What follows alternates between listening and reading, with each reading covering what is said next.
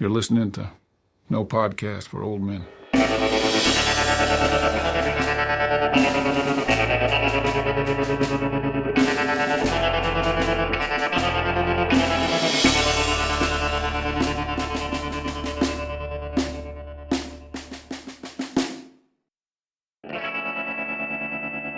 Hey, welcome to No Podcast for Old Men, the only podcast wherein three university professors provide philosophical analysis of each and every Coen brothers film in chronological order. I'm your co-host, Professor Robert Jones. Today on the program, part one of the 12th film from the Coen brothers, No Country for Old Men.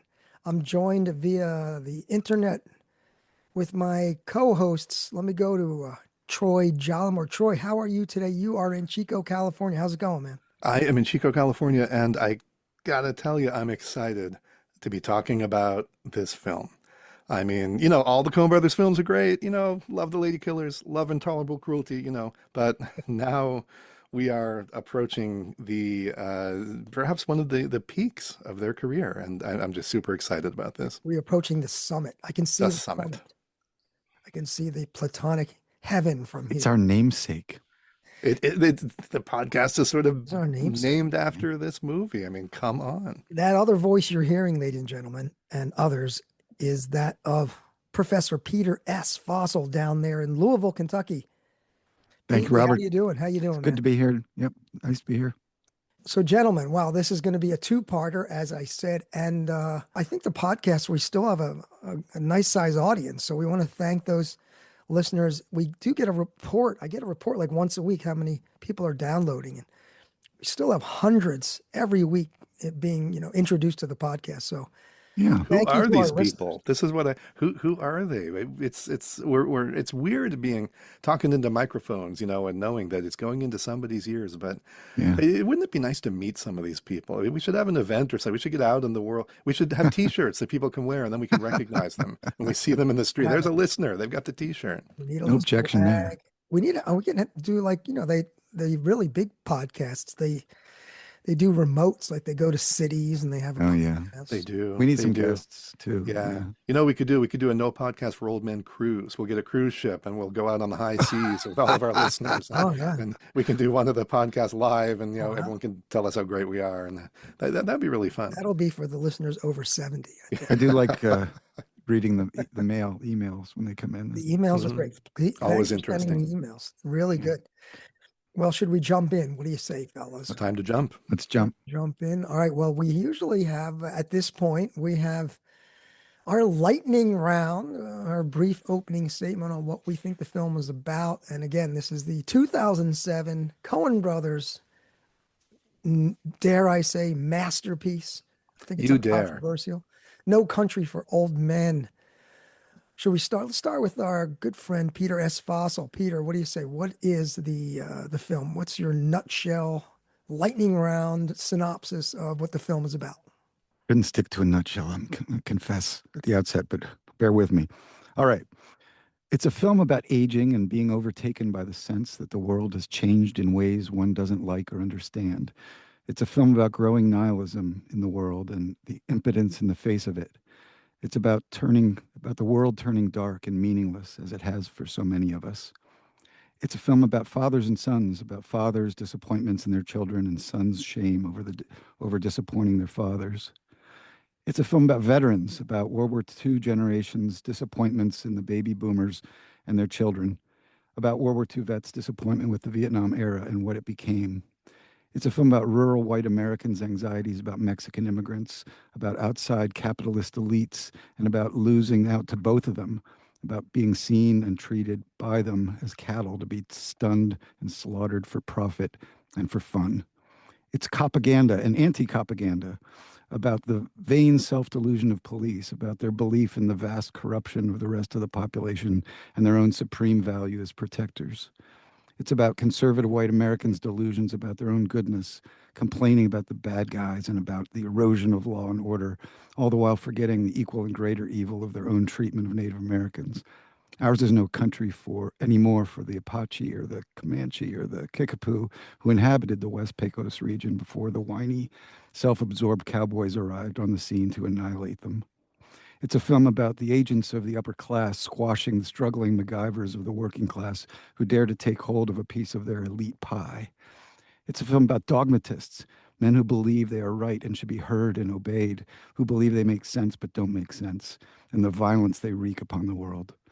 It's a film about sense and nonsense, in fact, about what's crazy and what's sane, and about the horror that's unleashed when we stop making sense.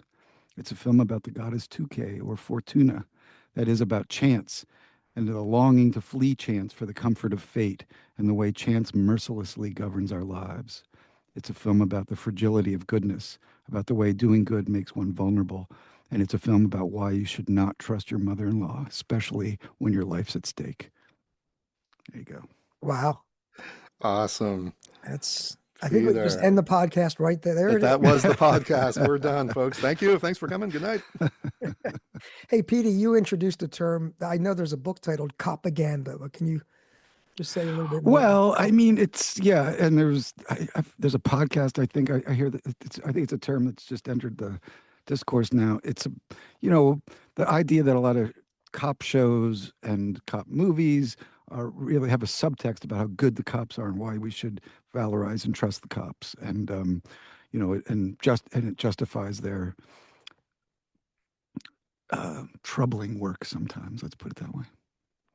So propaganda. And here we have the lionization of cops in this film too. So we're talking like Dirty Harry, that kind of a thing. Yeah, Dirty Harry, definitely. Oh, we got to clean up the mess out there. All these awful, dirty, evil, dangerous people. Get the cops, more cops, big guns, bigger guns for the cops. Yeah. And of course, they break a few, eggs here and there, but oh well. That's fine. Even Serpico. I watched Serpico not too long ago, and I was like, "This is freaking propaganda." Propaganda, a lot of propaganda out there. They spent a lot of time beating up poor, people, so black people too. Yeah, they had it coming, Peter. They had it coming. Smoked dope while he's doing it. At any rate. Well, let's go over to Professor Troy Jollymore. Troy, what is your lightning round nutshell summary, if you will, or interpretation of what the film that's our podcast. That's our thing. For Old Men. Holy Toledo. What is it? What do you got for us, Troy?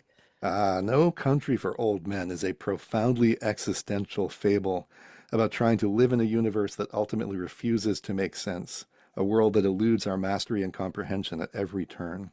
It's a film about a man, Sheriff Ed Tom, who is trying to understand this world so that he can render it a place to inhabit safely and with a sense of belonging, and who has reached the point where he realizes that this will never happen. A man who, as he tells us, always thought that God would somehow come into his life and now realizes he never will. It's a film about belonging and not belonging, about becoming an outsider to your marriage, your country, your whole life, walking away from it all, stepping outside of everything in order to inhabit an unconstrained realm where in your dreams you're capable of anything, though the truth is it's a realm where absolutely anything might happen to you, and there isn't really much you can do about it. It's a film about wisdom and foolishness, the foolishness of self-love, of thinking that you're special, that you're at the center of the universe, thinking that the horror you experience at the awfulness of the world must mean that things are getting worse, that you have to deal with things no one else had to deal with before, that it couldn't have been like this for the people who preceded you. The foolishness of seeing your life as a story and yourself as the hero, and expecting things to play out according to the consoling logic of narrative.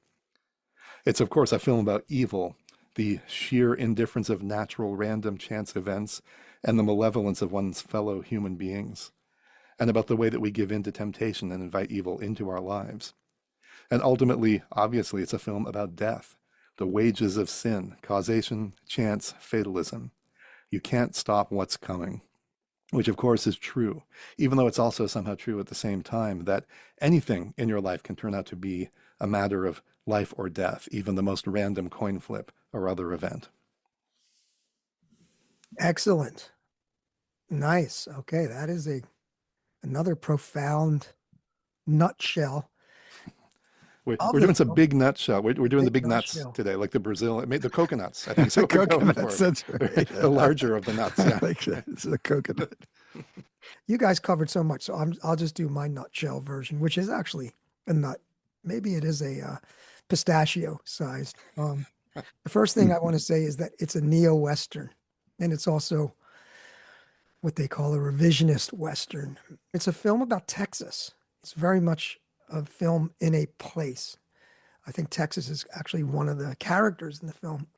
It's also kind of a noir. It has a kind of noir plot, right? Finding a bag of money. It's very noir. It's also a film which some of you both, Peter, you mentioned. It's a film about the ravages of war, the Second World War and the Vietnam War in particular. And it might be an anti-war film.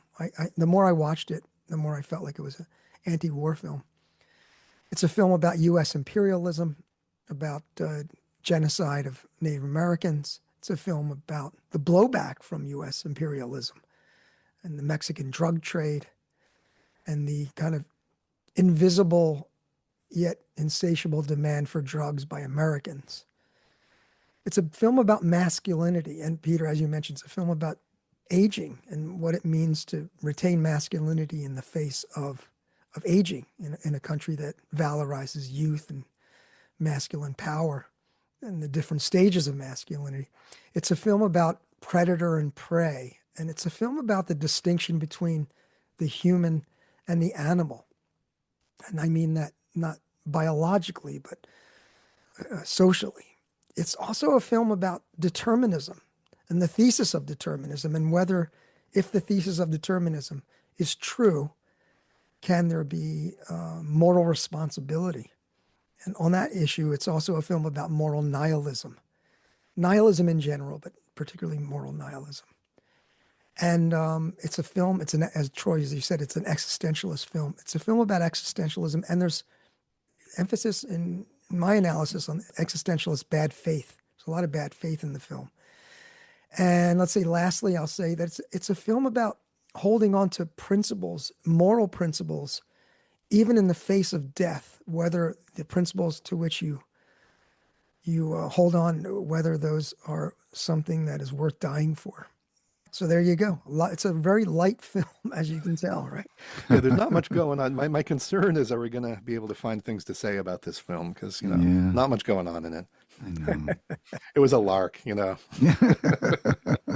How do you jump from intolerable cruelty and the lady killers to this? It's like, this is one of the crazy things about this film. I mean, probably some of our listeners, are sort of catching up on the Coen. They didn't watch them when they came out with it, but if you were following them, and as we all were, and they do this string of brilliant movies, beginning with Blood Simple all the way through, in my view, to The Man Who Wasn't There. All of them, everyone brilliant. And then they do Intolerable Cruelty, and then they do The Lady Killers. And, I think many people, myself included, who loved the Coen brothers at that point were sort of thinking, man, they've lost it. That genius that they're done. They were so good while it lasted, they're done. And then this comes out. Yeah. And like this, as good as possibly better than anything they'd done up to this point. It's so crazy good. Yeah. That, and yeah, if anything, because we were going in with low expectations as a result of Intolerable Cruelty and The Lady Killers, which, as we've said, are not bad films. There's a lot in there. They're certainly entertaining, well-made, blah. But, this is on another level. It's unbelievable. Before we get into the summary, Troy, I remember seeing the film in 2007. I was on a postdoc. I was living in Connecticut, and I went to see the film in the theater. And when the credits rolled, I wanted to see it again immediately. I just was devastated by the film, and it's kind of burned into my memory. Just remembering sitting in that theater, I was by myself and just thinking, I got to see this movie again. I just rewind it. Let me watch it again. I don't know if you two have similar memories of your first viewing of it. I remember it very vividly. And again, the credits, I remember just sitting there with that cut to black at the end. Yeah. Sort of astonished that it had ended at that moment, and also thinking, but it was so perfect. I was devastated. I could hardly move. I remember feeling like I'd been run over by a truck or something. Like, how am I going to go on? How am I going to get out of this chair? It was such a powerful impact to me. That sums up for me too. I remember, after he says, and then I woke up, you just hear a clock ticking. Yeah. And I just sat there listening to that clock ticking, and I thought, fuck. And you see his face. There's a few moments before it cuts to black. He Yeah. says that, and then you just look at him sitting there, and he's so Yeah. defeated. He's so Yeah. small. Yeah. It's an amazing. By the way, I guess we haven't said this up to this point. We really need to. If you haven't seen this film, go away. Man, spoiler alert, huge with many exclamation points following, right? Like, we're going to tell you everything. We've already told you too much. Go watch the film.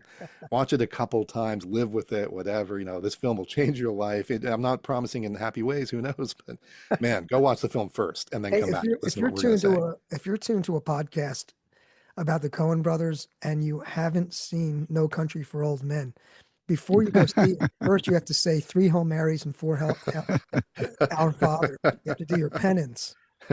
Or maybe a couple Hail Satans in this case, Hail actually. Yeah, right. I was Quick going to say, if you question. think back to 2007, do you remember that was the same year that You think There of the Paul Will- There Thomas Will Be Anderson? Blood. There Will Be There Will Be Blood. Blood. Yes. which was Yes. another. And I remember seeing those two films, and I was like, this year there's a lot of intense films. I mean, it was interesting that those two films came out at the same time. Yeah, absolutely. I had a quick question for the both of you. So it's about the haircut, and is it more Johnny Ramone or Beatles Rubber Soul? What do you think? I'd say Johnny Ramone. I think it's Johnny Ramone too. Yeah. I've always wondered if there was some sort of connection between that crazy haircut Javier Bardem's got here and the man who wasn't there, the barbering and going on in that. But I can't That's a really make great a connection. Like I love they're not that. chronologically close enough. Like I like to think maybe it was a descendant of Ed Crane or something that did this. I don't know. I can't make a connection. But yeah, I think that cut poster. sure is. I think Mhm. that haircut poster. If they should add one called the Executive Sugar. the executive psychopath. Yeah, that's right. Give me the executive psychopath, Larry. Well, what do you say, Troy? Is it time for your summary exposition? Your Let's summary. lay out the plot. Let's just to remind again, not to tell you what happens because you've seen it, but just to remind you what happens in this astonishing film. The film centers on 3 plot lines, essentially, which don't come into direct contact all that often, another sort of Coen Brothers thing. Each plot line centers on one of the 3 main characters. So Sheriff Ed Tom, played by Tommy Lee Jones, introduces the film with a voiceover where he talks about his career as a sheriff, his inability to understand the crime he's faced with, and his father's career as a lawman, which is worth mentioning because in the final moments of the film, he's going to talk about his father again. This voiceover takes place over some scenes of Texan landscapes, vast empty spaces with no human beings in them. We don't see Ed Tom, and in fact, we won't see him for a little while. And as a presence through the film, he's quite passive. He's not going to pop up much in this plot summary, but he is there. He shows up every now and then, mostly to opine, mull over what's going on, and so on. The first character we actually see is Anton Chigurh, played by Javier Bardem. As what looks like another empty landscape scene pans to reveal Chigurh being arrested and put in a police car. Shortly after that, he very violently kills the officer who arrested him, takes his police car, pulls over a random motorist on the road, kills him, and takes his car. So that's our introduction to Chigurh. Then we see Llewellyn Moss, Josh Brolin, who might well seem to be the film's protagonist. At first, we see him hunting antelope. In the course of this, he comes across the aftermath of a drug deal gone wrong, several abandoned vehicles and dead bodies out in the desert, along with one man who is badly shot up but not dead yet, who asks him for water. He leaves the man to go search for the money from the deal, which he soon finds, $2 million in change. Hesitating for only a moment, he takes the money with him. At home, he exchanges a little banter with his wife, Carla Jean Moss, Kelly MacDonald, and a Scottish actress nailing a Texan accent, at least as far as, I can tell I'm not from Texas, but to me, it sure sounded authentic. Pretty phenomenal performance there. Moss wakes up later that night. He's been thinking or dreaming about the man he left out there in the desert with no water. So he fills a jug with water and goes back out there. A return to the scene of the crime, and not the only one we'll see in this film. Some men connected, presumably, with the cartel behind the deal gone wrong also show up. They chase Moss, shoot at him, and they stick a very scary dog on him. Moss shoots the dog at the last minute. You can look this up and confirm this on the site. Does the dog die? Of course. Very useful site. And he limps away. Moss is now on the run, and he will be for the rest of the film. Chigurh, meanwhile, in here, visits a gas station and has a weird, creepy exchange with the proprietor in which he mocks him, calls him friendo, and seems to threaten his life, tossing a coin and asking him to call it. with the implication apparently being that he's going to kill the man if he calls it wrong, though the man gets it right. At home, Moss tells Carla Jean they have to flee and leave everything behind. He sends her away on a bus and goes to a motel. He doesn't know it, but the money has a tracking device in it, and so he's being pursued both by members of the cartel and by Anton Chigurh. Those two parties meet at the motel in a violent confrontation, with Chigurh killing 3 cartel members. Moss overhears the killings, but manages to retrieve the money and get away. He goes to a different motel in Eagle Pass. Chigurh tracks him there. This time, Moss barely manages to escape with his life. The men exchange shots and both come away wounded. Moss limps across the border to Mexico to seek medical help. In the no man's land between the two countries, he throws the bag of money off the bridge, planning to retrieve it later. Chigurh, meanwhile, stays in the U.S. and serves as his own surgeon in a motel room, after blowing up a car to create a distraction so that he can steal medical supplies from a pharmacy. In the Mexican hospital, Moss is visited by Carson Wells, played by Woody Harrelson, a bounty hunter who's chasing Chigurh. They talk. Moss rebuffs his offer of aid. Wells returns to the hotel, not realizing that Chigurh is following him. They go to Wells's room, have a brief conversation, then Chigurh shoots him dead, which is his favorite way of ending conversations. Then he picks up the phone, which has started ringing. It's Moss trying to call Wells. They too have a brief conversation, during which Moss threatens Chigurh and tells him he's the one who should be worried. And Chigurh tells him, kind of oddly, that he might not know where the money is, but he knows where it's going to be. It will be brought to him and laid at his feet. He also threatens Carla Jean and offers Moss the chance to save her by giving himself up. Moss retrieves the money from the spot by the river where he ditched it and goes to El Paso, planning to meet Carla Jean. The audience, of course, is kind of expecting a climactic confrontation between Moss and Chigurh, but instead, the film now transitions to the aftermath of a violent shootout. Sheriff Ed Tom shows up, only to find, to our shock as well, that Moss is already dead, shot to death not by Chigurh but by cartel members. Carla Jean arrives right after and learns her husband's fate. There follows a much-debated scene about which I suspect we will say more as we go. Sheriff Ed Tom returns to the motel later that night. His intuition tells him that Chigurh has also returned to get the money and might well be in the motel room, so he opens the door carefully to look inside, and of course we discover nothing, an empty room, or apparently so. There's actually a lot of doubt about exactly what goes on here, so we'll come back to that. Some time passes. Carla Jean returns from her mother's funeral. She was sick with cancer, to the house where she has been living, only to find Chigurh waiting for her. They have a brief conversation. He offers her a chance to escape by giving her a coin flip and letting her call it, but she refuses to call it. We don't directly see what happens next, but we see him leaving the house. After that, as he's driving away, Chigurh's car is struck by another car. He's badly injured. He has a bone sticking out of his arm. A young boy who is biking by gives him his shirt, which he uses to fashion a sling. He limps away. It's the last we see of him. Meanwhile, Sheriff Ed Tom visits an aging relative, Ellis. Ellis has heard that Ed Tom is retiring, and he asks him why. He tries to explain. Ellis is not very sympathetic. We'll talk more about this crucial scene, too. In the final scene, Ed Tom, now retired, we were just sort of alluding to this. Ed Tom is retired. He's sitting at his kitchen table telling his wife about the 2 dreams that he had the night before. Both of the dreams were about his father. His last line is, "And then I woke up." A few beats pass as he just sits there looking bewildered, sad, and lost, and then the film cuts to black. That's the movie. Or at least that's the plot of the movie. Nice summary. Nice, yes. As always. usual. Yep. Summary expert. AI will not put you out of business, Troy. I will summarize AI before it summarizes me.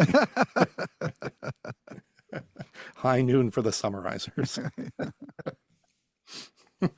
Well, what do you say? Let's see. At this point, we usually turn to the political, social, cultural themes of the film in question. In this case, No Country for Old Men. And we usually start out with Petey. Petey, what do you got for us on the let's be usual. Political? Usual is good. Yeah. All right. I've got a few things, and I know you'll all do. There's so much to say on this, but so I'll try to be on the briefer side. It's set in 1980, which is the arrival of the Reagan era, and I think that's highly significant. And various commentators have noticed that and seen in it a kind of allegory about neoliberalism and the arrival of something dark, money-driven or not money-driven, but dark and cruel and undermining the sense of community there. I think there's a lot of that. I think it's also important to remember it's still the Bush administration, 2007, the second Bush administration. I mean, the second Bush administration, really. Um, and of course, W was from, or not from, but lived in Midland, which is near there. And I think that it also indicates that there's a sense about this is a commentary more broadly about America and what the Republicans have done to it. It's it's significant, I think, as Robert mentioned, that vets are featured in this. We know Llewellyn was a vet, Carson was a vet, Sheriff Bell was a vet. Was Chigurh a vet? I don't know, but I mean, the thing is populated by vets, and Ellis is a kind of vet, I suppose. He was a former police officer, and so there's these, people who were gun-toting fighters, protectors, warriors, and are. I think it's interesting to think about the way that the difference between the World War II generation, was told and believed in many ways was, that we're fighting the good fight. Whereas in Vietnam, people came to think maybe it wasn't the good fight, maybe it was something else happening there, and there was a sense of despair in its wake. Also, could see even among the counterculture of the boomer, the post-war generation, there was at first a kind of earnest, righteous struggle for civil rights, for women's rights, that in the late, really in the mid and then late 70s, gave way to kind of indulgence, drug addiction, despair. And there's a kind of sense of disappointment in that. So you have a move from a noble, good fighting warriors to people caught up in bad wars and falling into despair. It's also, of course, a time in the late 70s of the economy falling into, what they called back then stagflation, with high unemployment, high inflation, low growth, or negative growth. But we'll talk about the vets more. So I think there's this issue of vets and maybe the effect of war on them and the change in their status across time. Gender, I mean, I think the Coens are often and rightly, criticized for kind of the sort of male-centric qualities of the films, but even here, it's also the case that that the Coens are always there's two sides, with them always, and it's always the case that women are also very strong, smart, and important in their films, even when they have less screen time. And here, it's only really the best people can stand up to Anton Chigurh are women. I mean, even the woman in the trailer office, she's able to stand up to him. I think certainly the mother-in-law would have, and Llewellyn alludes to that. Men are also portrayed, though, in an ambiguous way here. And of course, Carla Jean. I think Roger Ebert called her like childlike. I thought, there's much more going on with Carla Jean. She's got a much deeper, richer, and stronger kind of character than being a child. Yeah, men. I mean, men are shown to be resilient, innovative, brave, but also cowardly and stubborn, and self-centered, I think. In race, I think one thing that shows up politically is, I mean, the first thing that sort of was a little bit of a turn for me was all this stuff about the good old days and Law and Order, and how everybody, before they had the bones in their noses and the green hair and all this. And before, I mean, who do you think people think you are? I mean, you were part of a movement that swept in there and wreaked all kinds of violence and death upon the population. And so the posture, it's, don't you get this often with Americans, this posture of like innocence and nobility and virtue without any acknowledgement. I think the Comanches are mentioned once, and Ellis talks about the Indians that killed, what was the guy's name? On the porch there, shot him through his Uncle lung. Mac. Uncle Mac, right? Uncle Mac. Yeah, so they're mentioned, but only in the briefest way, and not in any way that valorizes them. And with Mexicans, of course, there's no good Mexicans shown in the film, as I recall. They're they're caught up in the drug trade. They're dangerous. They're criminal. They're coming across the border. I mean, where have you heard this before? Of course, all this becomes acute for us now during the Trump administration because, one feels like there's some connections, even at least in terms of its nihilism. We'll talk more about that later. But between the rise of MAGA and what we're seeing there, and I often wonder, would Llewellyn and Ed Tom, would they have been, would there have been MAGA people? It's not out of the question. Um, on the other hand, the Dems have come to be seen as the forces behind Anton Chigurh. They're the elites, and they're caught up in their own corruptions, and they're in it for the money, not for the well-being of the people. So I think you get issues about race with Mexico uh, and its relations with the United States. And yeah, there's also class struggle here. I mean, if you take Llewellyn to be a sort of representative of the working class, he's a welder, he lives in a trailer, and he's trying to get something from sort of, if you want to call the cartels, and we find out that what's behind on the American side, there's some sort of business interest. He wants to get something out of them, some wealth, and he's going to fight for it. But of course, they send out their agents to kill and squash him. And so I think there's a way that class struggle is depicted here. And of course, we know that Reagan's coming in and he's going to crush the working class as well. Anton Chigurh is we don't know his background, of course, but if we know he's working for, and his contempt for those people, the rural people and working class people, is just palpable. It's as palpable as it is disgusting. And you can see him. He mocks them. He mocks their accents. He takes glee and pleasure in winding them up and teasing them and tormenting them.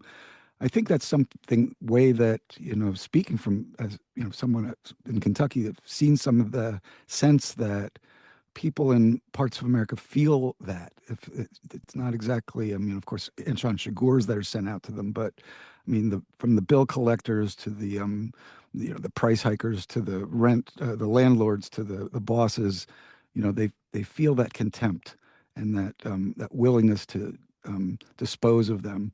I mean, even in academia, I mean, one of the things I first found shocking when I came here, I was at a dinner of new faculty. And there were some older faculty there too, but the topic turned at some point to mocking the accent of our students, and I thought, my God, what is with you people? You're going to sit here and mock the very people you've come to teach and serve, and it's just outrageous. So I see him as, in some sense, reflecting something of what people like the Ed Toms and the Sheriff Roscoe's and the other and the Lorettas of the world see coming. He's the outsider in that film. Also, I mean, we don't exactly know where he's from, but I think between his name and his accent and his clothing, we can tell he's not of that order. And there's that sense of the dangerous outsiders. Yeah, so maybe that's a good place to stop right now, and about the politics, and we can. Yes, be really curious to see what you guys have to say about it. Troy, what do you have under the socio-political, cultural themes of the film? Peter's laid out a lot, and mostly maybe I want to just go back and touch on a couple of things he said. This idea of Chigurh as representative of an elite in a way is very interesting, and one I hadn't really thought of in that way. But you're absolutely right. He is, as the outsider, the very sophisticated in certain ways, is clearly regarding himself as above the people that he's dealing with. And of course, there's this very interesting dynamic in the film where Moss almost aspires to join the elite and to become like him, both in the sense of wanting money and seeing this bag of money as his ticket to becoming and joining that group.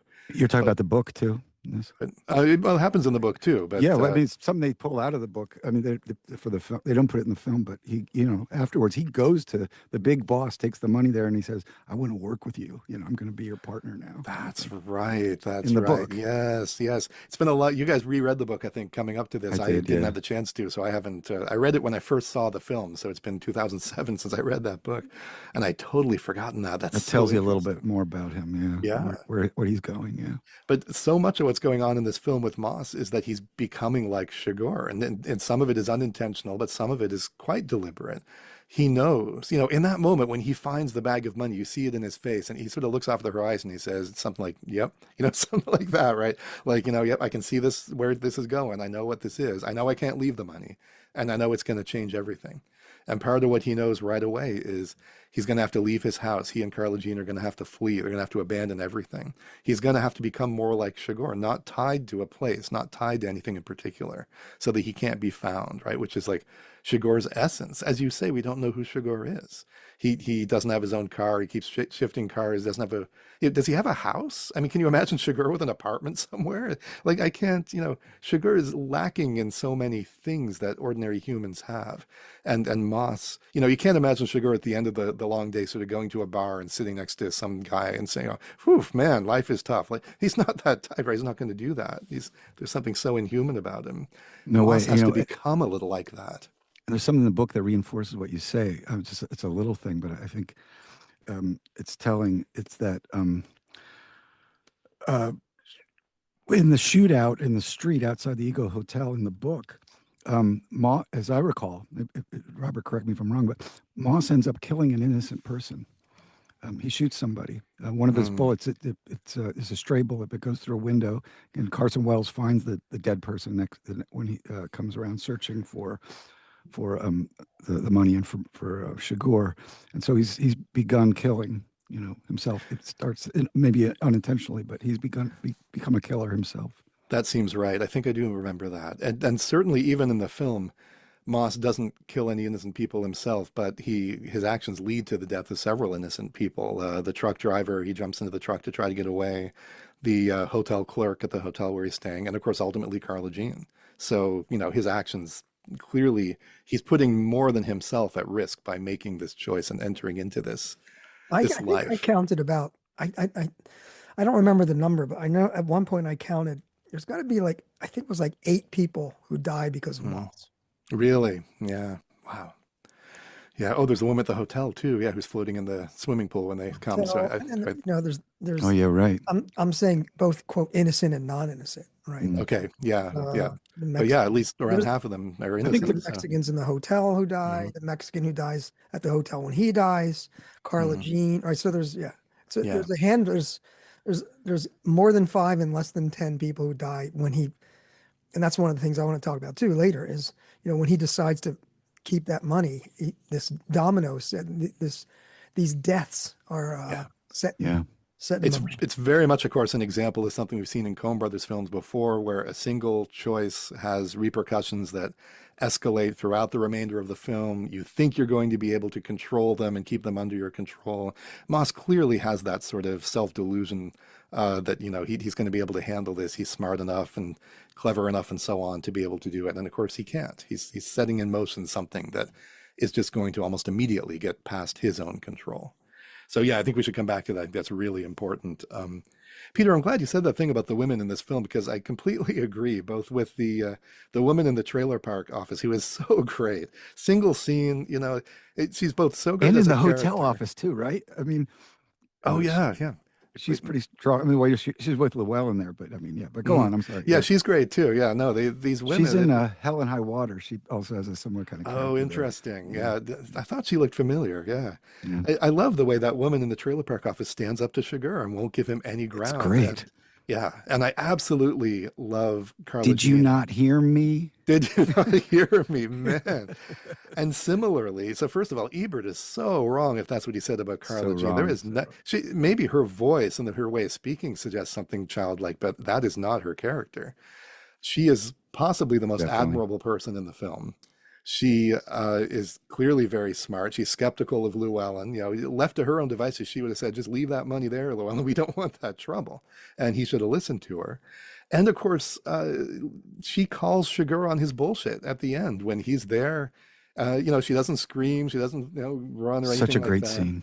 It's an amazing scene. He says to her, look, I can flip this coin and that'll determine whether you live or die. And Carla Jean is the one who calls him on the bullshit and says, it's not the coin, it's you. You're making this choice. The coin don't got no say. I mean, she speaks truth to him, and it may be the first time he's ever heard that. And I think it's such a powerful moment. We should dissect that scene in some detail later and We'll have compare to it to the talk book about it. too, because there's some really interesting revisions they've made there. But yeah, Nice. But I love Carla Jean as a character. She's and I think great. she's so strong. And we should also we've alluded to the book a few times, but let's make it explicit. This movie is an adaptation of a novel. The novel's by Cormac McCarthy. It's the first time the Coens have really adapted a book. I mean, I know Oh Brother, Where Art Thou is an adaptation of the Odyssey, but of course it isn't real. It's not like a film version of the Odyssey. Whereas this is a genuine adaptation. They had previously, of course, done a remake of a film. The Lady Killers, as we talked about, was a remake of an earlier Ealing Studios film. And The Big Lebowski. The big, Remake- the well, Big Sleep. and then there's other ones that were inspired by or loosely based on. Yeah, that's right. The Blood Simple and Big Lebowski, had their origins in the work of certain noir authors who clearly, had an influence over it and so on. But this is the first time the Coens have taken an actual novel and simply adapted it for the screen.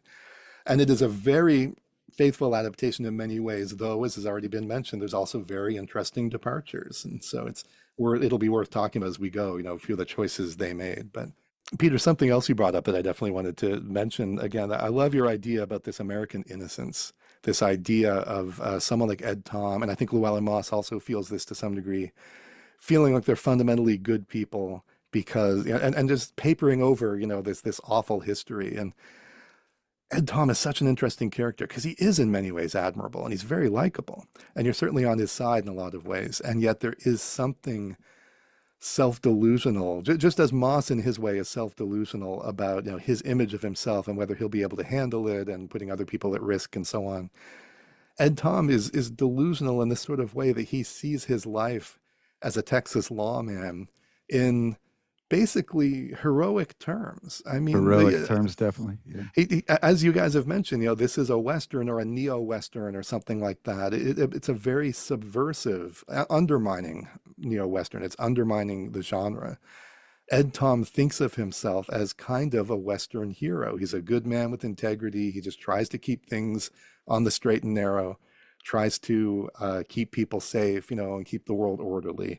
And in large part, I'm sure that's what he's done. I'm not saying he's a terrible, terrible person, but it's two-sided, really. Yeah, right. He's a lot like Marge in Fargo, but I think he's a little more self-aware in a way because I think that Marge's doubts about the enterprise that she's engaged in or whatever, you don't really see them until the very end. The very final scene, perhaps, is where you see Marge having those doubts and wondering what's really going on.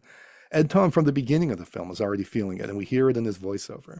And he's saying, we're faced with crime now. I don't know what to make of it. I don't know how to take its measure. It's different than it used to be. But in fact, and I think this is part of what the film certainly suggests, and Ellis more or less confronts him with this, when he goes to see Ellis in that singular scene at the end, which I think is the real climax of the film, Ellis really calls him on it and says, no, it was never like you think. You have this romanticized vision of the West as depicted in Westerns, where it's a battle between good and evil. And even the evil people in Ed Tom's view, I think, in the old days at least, were sort of law-abiding in a way. Like they abided by the rules of the battle between good and evil, and so you could make sense of it. We knew what they were going to do.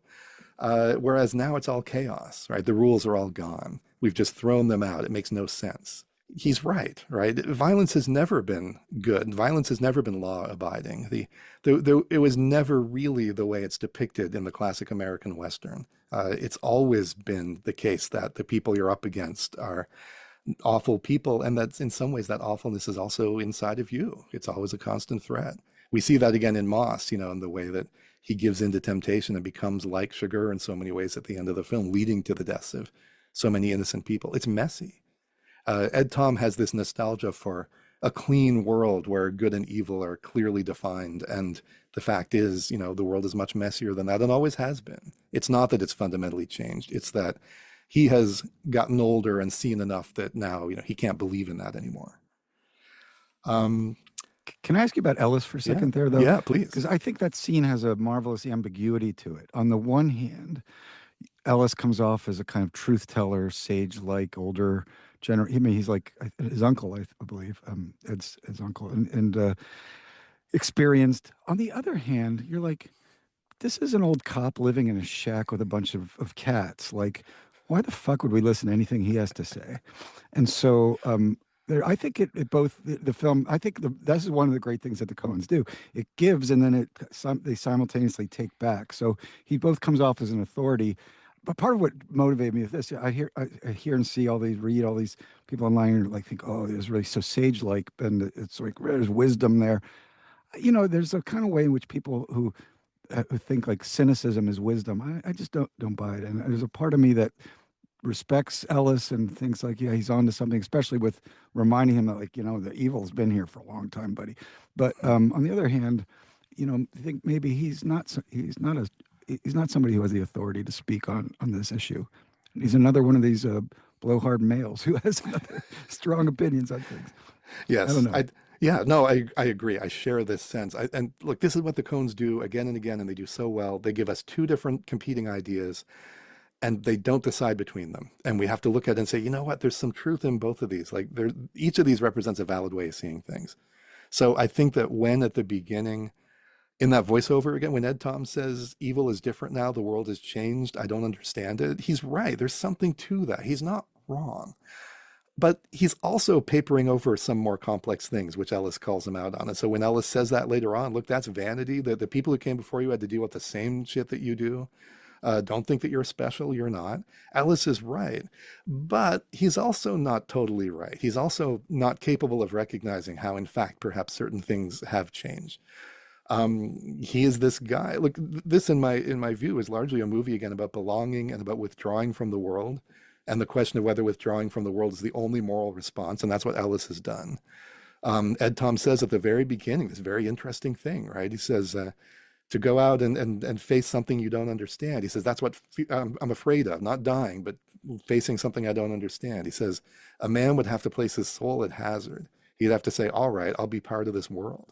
That is such an interesting way to start this film. And I think about that. Great. It's so great. And as I watch it, we see these people like Chigurh, but also Ellis, who have decided not to be part of the world, who've withdrawn from it, and yet are still active in it and killing people and doing awful things in Chigurh's case. And then Moss facing the same choice, and Ed Tom and his wife facing the same choice. Do I keep doing my job or do I withdraw? All of them in some way are faced with this decision to be part of the world or withdraw. And yet, of course, part of what we're also learning is you can't actually withdraw. None of them stop being part of the world. Their actions still have consequences. No matter how Moss tries to isolate himself and make himself and Carla Jean safe and so on, they're not safe, and other people get killed because of what they do too. You can't really stop being part of the world. Yeah, I mean, remember Ed also mentioned in that when he says that in the beginning, he says you put your soul at risk. It's like there's a risk. Hazard. You put your soul at hazard. At hazard. That's right. Yeah. I mean, we've got to talk about the fragility of goodness in that regard.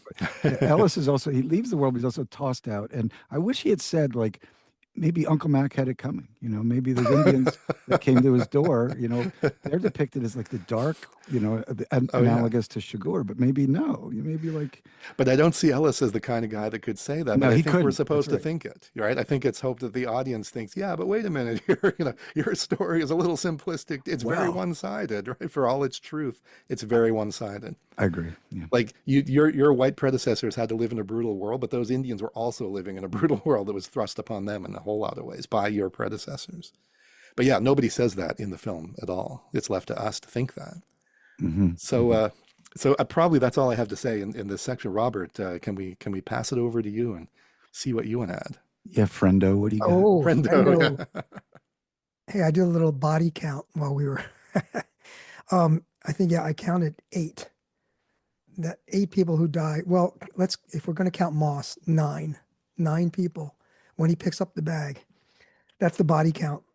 Anyway, let's go back. To what you guys are saying some great stuff. I was learning a lot. So I think on the socio-political cultural thing, I think first of all, I think it's important, this issue of the concept of the human and the animal. And we start out the film with Chigurh using a captive bolt gun. And for those of you who don't know what that is what's used to stun cattle in particular. The way that cattle are slaughtered is a chain is wrapped around their rear legs and they're hoisted up upside down on an assembly line. It's a very Fordist situation. And then someone has a captive bolt gun. Actually, they're different now than in the film, but that's how they were in the 1980s. And it's put to their forehead, and then the captive bolt goes in. The bolt goes in and out, so they don't have to waste metal, costs of bullets. And anyway, and so then ideally the cattle are slaughtered. They're rendered insensitive or unconscious. It doesn't always work, actually. A lot of cows they're skinned alive along the assembly line. But anyway, that to me is an interesting dichotomy because, and again, it's interesting. Is it just those people from Texas? Does he have contempt for the South? We don't know. The impression I get is that Chigurh is an equal opportunity assassin. He may have contempt for people who with a Southern drawl, but I don't think he lets people live who are from Europe or something. I get the sense that this is what he does and this is how he does it. So, but he does treat humans like animals in the sense, and again, I talked earlier on my nutshell comments, the notion of animal. It's a social, cultural notion. It's also philosophical, but I wanted to say it in this portion, which is, the notion of animal, it's a biological term, but it's more strongly a cultural term, right? So because we humans are animals. So when we use human versus animal, we're using it in a derogatory way. We're using animal as being less than. And as a lot of animal rights people have pointed out, that this kind of distinction between the human and the animal is used to elevate humans, right? So it's we're not them, right? And of course, throughout history, we've seen when humans are dehumanized and turned into animals, then we can exterminate them. So that notion of the animal and how Chigurh treats humans and slaughters them in this way, it's not a coincidence that Cormac McCarthy chooses this method of execution. It's saying something about the way Chigurh thinks about these disposable beings. And then we cut to this scene. And what's interesting is that when Chigurh we first see the captive bolt gun, he says to the guy, "Hey, can you hold still for a second?" Which is it's another thing about police authority, right? Like, how much are we brainwashed to think that we will do whatever a police officer says, even though it's obvious that he's putting a weapon to your forehead? The way that guy just sort of looks like, okay, like what's going to happen? Yeah. So that's interesting. And so, yeah, there's the issues of how we see authority. And, then you think about the Yale experiments. What's that? The Stanley Milgram experiments. The Milgram experiments, Yeah. right? So that's a whole issue of how much we follow authority, how we see what's going on today in the country with ICE. But I wanted to connect that to something else. In the very next scene, we see Moss the hunter, and he's a skilled hunter. We learn in the book that he's a sharpshooter from Vietnam. And he says the same thing. Remember, he says, "Hold still," while he's trying to shoot the animal. And so I think this notion that this boundary between the human and the animal, and this kind of human supremacy, this hubris that we are better than, quote, the animals, even the notion distinguishes us. And yet Chigurh, he collapses that notion, right? And says, and it's going to tie into something else I want to say. He collapses it and says, we're all animals. And there's this kind of law of the jungle, if you will, taken to its extreme. And on that point, I just wanted to connect to something you guys were saying about the other political theme, or in this case, social political theme, is the ravages of war. And we see the ravages of war. And, there's some writers, Peter, you brought this up. Some writers have said that maybe Chigurh is also a veteran, because where does he learn all these skills, right? He's great with weapons. He knows how to dress his own wound. Obviously he has some skills. Maybe he learned it in assassin school, but We don't know, but it's yeah, reasonable to make an inference that reasonable. he has some kind of veteran experience. So we have these three people, Moss and Bell and Chigurh, who are really collateral damage of U.S. foreign policy in Vietnam. That's why I was saying I think this might be an anti-war film if you look at it through the lens of, I mean, look at Moss. He's a blue Yeah, I collar like that. guy. He's a welder. He's a Vietnam veteran. It's interesting how at the border, his being a Vietnam veteran gets him out of trouble, right? All he has to say is, I was in the airborne. He knew the dates exactly when he served. And the guy said, get this, take care of this fella.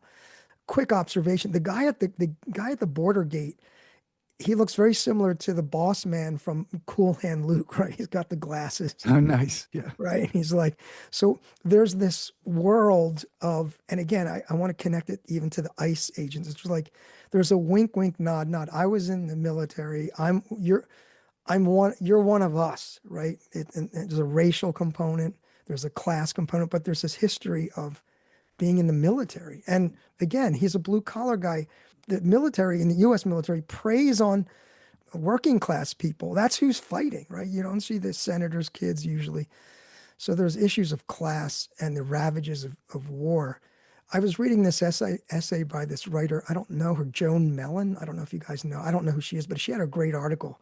No. She made this really interesting point that I wanted to connect to this. And that is, she says, these guys who come back from Vietnam or even Iraq or World War II, and in this case, let's focus on just Chigurh and Moss. And she makes this interesting point about the heart of darkness, about Colonel Kurtz.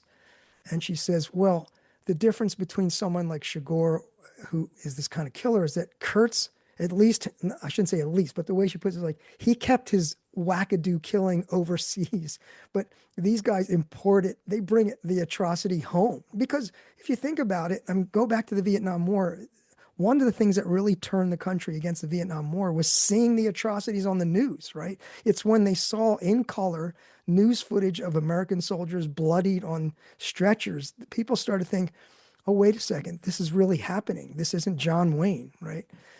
So I think that it's a couple of things. It's an opening of the eyes of the people who see war as sort of valorizing, glorify war. And, this is like a collateral damage of the war, the ravages of war coming home in the form of the assassin, of saying, this is what I learned. And this is, I've always said, like, one of the benefits of Vietnam was getting all that great dope that came from the Thai stick and everything. So this is not one of those. This is one of the negative things. The other thing I wanted to do is touch on something you guys talked about, and that is the notion of Ellis, Uncle Ellis. And that is when he says, what, as you mentioned, Troy, right? He says, what you got here ain't nothing new. Then he says, this country is hard on people, right? I think you can read that in the political sense. There's a few ways to read this country. First of all, that means Texas, like the state of Texas, this country. Even right before that, he talks about the hard soil, the caliche that she buried Uncle Mac in.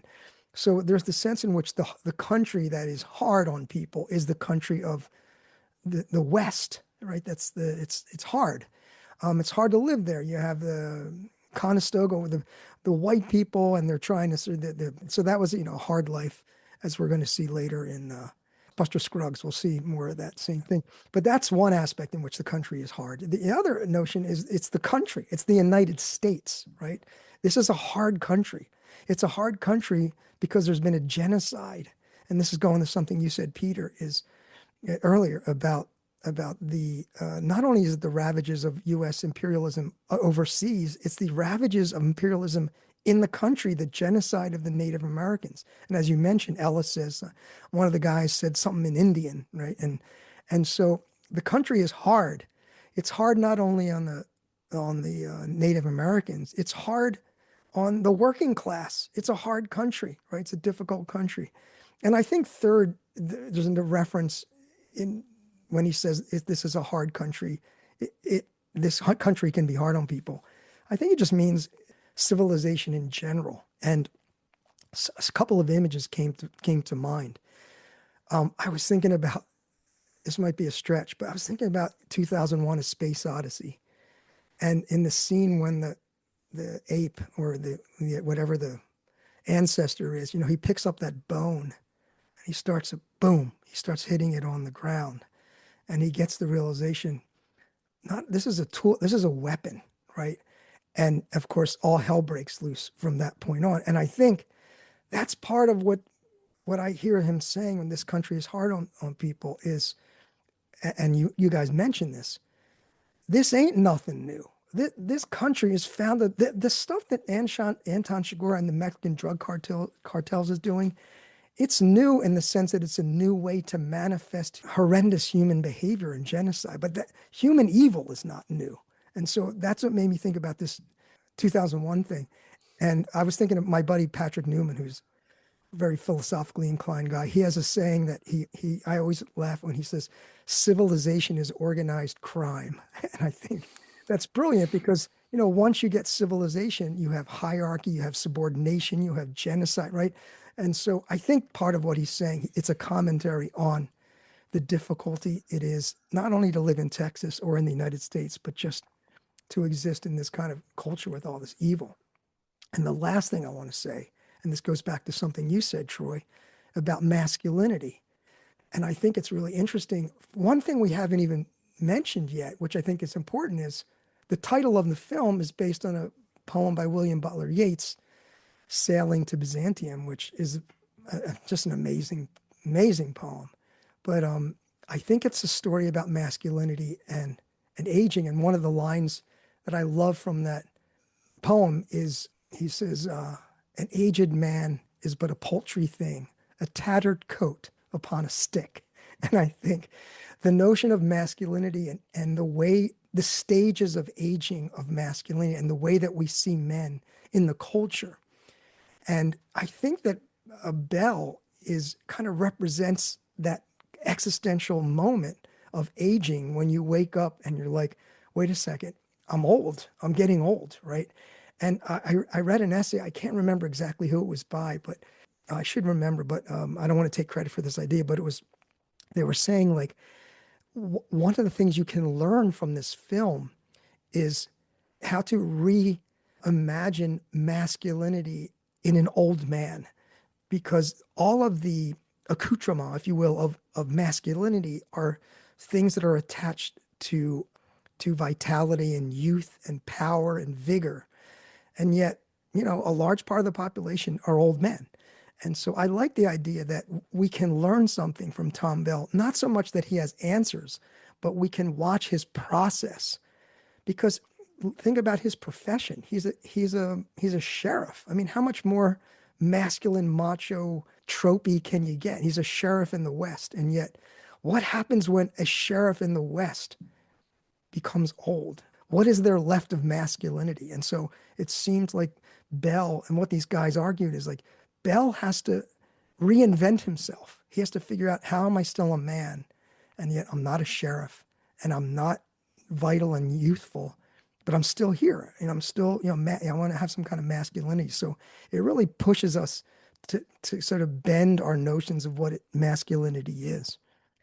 So that's about it. And one last quickie. I actually agree with Ebert. I don't think that Carla Jean is childlike in a negative sense, in the sense that she's not powerful, or she's impotent, or she's not a strong. I think she's super strong. I think her mother, or actually it's her grandmother, because I didn't know until I read the book. I wondered, why is Carla Jean's mother so old? Like Carla Jean, in the book, Carla Jean's like, Yeah, true. 20. It's true. Yeah. And then it turns out that's really her grandmother, and they call it, she raised her. But I think she's strong. But what I agree with, I think she does have a kind of childlike quality in the way that she communicates with her husband. That playful banter, that playful dialogue where he's saying, you keep asking those, well, he goes, why are you yelling? All she said is like, where were you? And then she's like, well, he's like, I'll take you in the back and screw you. And she's like, well, promises, So I do think that she's childlike. Big talk. Big talk. I think she's childlike in a good way. I don't think I did see her as childlike, but I saw her as powerful and childlike, as opposed to, say, the woman in the who runs the trail, yeah, the trailer. She's Well, I mean, bad. I thought she conveyed also great like sense of fear of him too. Her acting in that scene was great. And you remember it only stopped when Shigure hears the toilet flush and realizes there's someone else there. And as when he leaves, goes out the door, you can hear him turn off the air gun too. And so, Yeah, yeah. yeah, I thought she did a great job in that. No, But, and of okay. course you're sitting there thinking she has no fucking idea. Yeah. She is standing before her is Yeah. evil No. incarnate.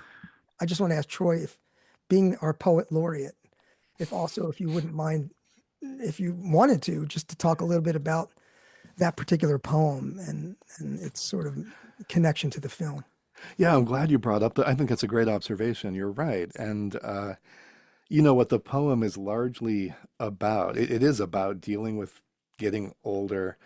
Uh, and the speaker of the this is very much a romantic poem in the romantic tradition that includes Keats, for instance. And Keats has lots of great poems about this. The odes, in a lot of ways, are all about this. Ode on the Grecian Urn, one of the most famous poems in the English language. This is very much about this artwork, this urn, which depicts these lively young people frolicking and having sex and so on. And they're so lively and exciting. They're alive, but they're not alive. It's a frozen art, right? It's this deep tension between the idea that we can live forever in art, and because art lasts forever, unlike the mortal human flesh, and the idea that the art is never really alive. It's just it's the reason it lasts forever is because it's not alive. It's just a picture of people, right? It's not people. So similarly, in the Yeats poem in Sailing to Byzantium, the guy is dreaming of immortality, and the kind of immortality that they're sort of dreaming of, there's this anxiety about it, which is, but would that really be alive? The poem ends with an image of a mechanical bird, basically. Very, very Keats, mechanical bird being something that will last longer than a mortal bird, an actual organic bird, which don't last all that long. But again, it's a robot. It's not really alive, right? And I love this because it really does. And I hadn't really thought about it in these terms until you brought up the poem and said that about it, Robert. But now, I see that, again, it connects with what I take to be one of the really deep themes of this movie, which is announced in Ed Tom's opening voiceover. But they really give it to us in this case. I mean, sometimes you feel like the Coens, they're hard to understand, they're hiding, whatever. And there's certainly things to debate about here and so on.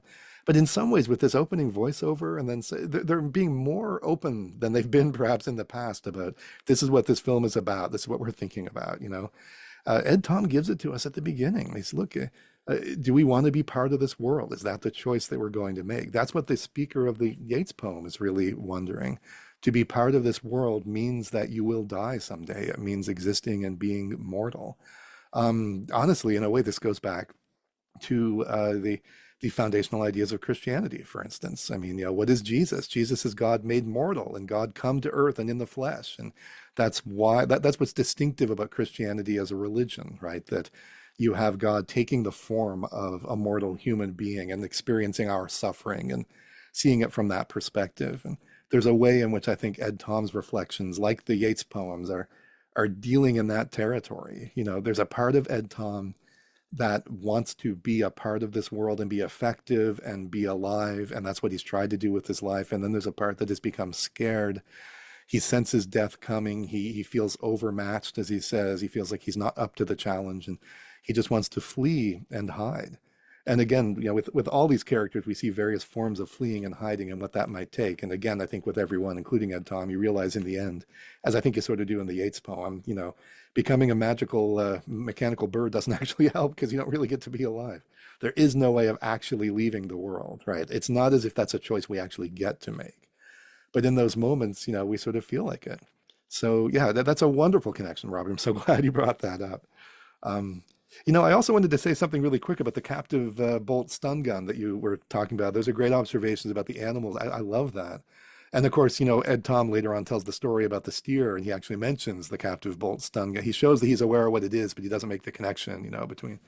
It's so interesting to me that when you hear people talk about this movie, everybody talks about Chigurh using that captive bolt stun gun as a weapon. And I've often heard people say that's his weapon or that's his main weapon or something like that. And I think after I first saw it, I sort of remembered, that, but he really only kills one person with it, right? It's only that, I was going to say first, it's not his first killing. The first killing is the cop who he kills with his bare hands and the handcuffs, basically, very brutally. So it's the second killing, the motorist that he pulls over on the road, who he kills with the captive bolt stun gun. And that's really the only time we see him use it as a weapon. The rest of the time, he's using it to open doors by blowing out the deadbolts. Although, as you point out, he is prepared to use it as a weapon in other cases, including with the trailer park woman, but he doesn't do it. It's interesting to me that we remember that so much, that the use of that as a weapon and something about that killing is so memorable and striking to us that it's emblazoned in our minds, even though most of the time Chigurh is actually just shooting at people with guns the way we sort of expect people in movies to do. And I think partly it does go back, Robert, to something you said about the obedience and the way this guy just presents himself to be slaughtered. Just says, look, this guy's in a cop car. He must be a cop. I got to do what he says. What is this? Some kind of weird breathalyzer, right? What is that? But he just does what he says. And it's an unforgettable scene. It Well, really. I think I'm suddenly surprised when, I've seen almost nobody think about like the class implications of that. I mean, it's in Texas where there's a lot of cattle being raised, but the thought is like, uh, for him, people are the cattle, and the people there are cattle for someone else. Namely, I mean, you're right, Robert. I think he's a equal opportunity killer on his own, but he is a loose cannon, but he's somebody's cannon, and he's working for the ruling class, and we are to them cattle. Although we have to remember, you're right, except he does turn against the ruling class. He kills Yeah, several of them too. I So, mean, but we find on the book it's because he wants to climb higher. sure. And Oh, because yeah. they didn't treat. I mean, maybe he's from the working class too. I mean, butchers are in those slaughterhouses are often right. So, but unlike Llewellyn, he's able to fight back against them in a more successful way. In that case, I think, yeah. But It's interesting that the Coens in the film drop that part of it. They don't it mention him is, wanting to climb yeah, up or anything. They make him yeah, a complete outsider, right? He stands outside of society altogether. yeah, You don't get the feeling of Chigurh in the film that he wants to end up running a corporation or something yeah. like that.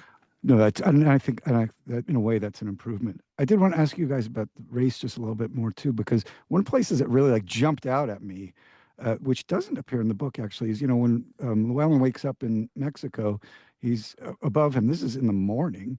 There's a norteño band, and I'm like, first my thought was like, what the fuck? They're not gonna be like singing to some guy on like passed out on the road. This is just some weird. They love to throw in these little funny, weird, wacky things, but it came off as racist to me, except when I started listening to the lyrics. I don't know if you listened to it. It's not in the script actually, but the song is about Icarus. And it's but somebody who flew too high to the sun, and so they're in a way they're sitting there, they're mocking him. I thought at first they're just it was just some weird racist trope they wanted to throw in, and maybe it is that, but it's also that they're making fun of him. They take No, his money. I appreciate that interpretation that they're making fun of him. The way I read it, because I did look up the lyrics, is they're like the bard when the warrior comes back and he hears the tale of his odyssey, then the profundity of it hits. I felt like they were Yeah, okay. what did they call it? The chorus, when the Hmm. people will be singing about, the hero and Well, still it's critical of him. I mean, you flew That, too that's high. that's very nice though, because You should know your place. In Greek mythology, crossing the river is often sort of metaphorical for going to the Nice. underworld, right? And so he has crossed the river. He's almost dead. He's lying there, sort of dying. This is like a Odysseus's journey into the underworld, Mhm. essentially. So I really like that. The other thing I love about that scene, if I'm not wrong, first of all, and I may well be, but if I'm not wrong, I think this is the first of the Coen brothers feature films, which is even partly set outside the United States. And it's a very brief scene, but nonetheless, I think this trip to Mm, Mexico is the nice. first time they've ever left the US. And I love the fact, especially given that the first thing we see in Mexico is this extremely sort of cliched touristy thing of this band singing at him, but then which immediately sort of gets subverted because as they see that he's bleeding and covered in blood and so on, they stop and they just stand there and sort of stare at him. So we start with this, what does Mexico look like? Well, ask an American who's never left, and this is what they'll think it looks like. But then it brings down to reality very quickly. Yeah. So I really like the way they manage that. Yeah. But yeah, I've sort of thought of his trip to Mexico and to the hospital and so on as his journey to the underworld, from which he then reemerges into life and returns, stronger than ever in a sense. But even that, has a kind of, to me, a little racially tinged or ethnocentrically tinged thing in the sense that, just in the same way Kurtz, was in Africa and the Congo, I believe it was. And, the thing is, there was a phrase, where it was one of the first theorists of the unconscious. There was a guy named, a German philosopher named von Hartmann, I think it was. Anyway, he described the unconscious as this inner Africa. And Yes. the places like Africa are the places of the unconscious, of the irrational, of the dark, of the violent, and I think you get some of that here in the way Mexico is depicted by these white people. Well, and I think that's how these characters see Mexico, both Moss and also do. Ed Tom. Go back to Robert, you used a phrase about bringing the atrocities home. Coyotes eat the bodies. Yeah, right. Yeah. Or the grandmother was like, I'd never seen a Mexican. Exactly right. That's how all these white Americans think of Mexico, which is right there. It's so close, and yet they think of it as a foreign land in this weird way. Yeah. For for Ed Tom, one of the things that disturbs him, because of course he knows what's gone on in Vietnam, he knows how awful the things are happening in other parts of the world. What disturbs him is now it's happening here. Right. When part of what's keeping him up at night and thinking, oh, the world is going to hell, is not that these awful things are happening. It's that the atrocities, as Robert said, are being brought home. That's what he's thinking. They're crossing the border now. It's fine if that terrible stuff's happening in Mexico. We can live with that if it's happening in Vietnam. But when it starts happening in Texas, gosh darn it, that we got to do something about that. Or haven't you seen that recently, in the sense that, like, my family, when I was up in Philly recently, they were all upset about Renee Good, which is, I'm upset about it too deeply.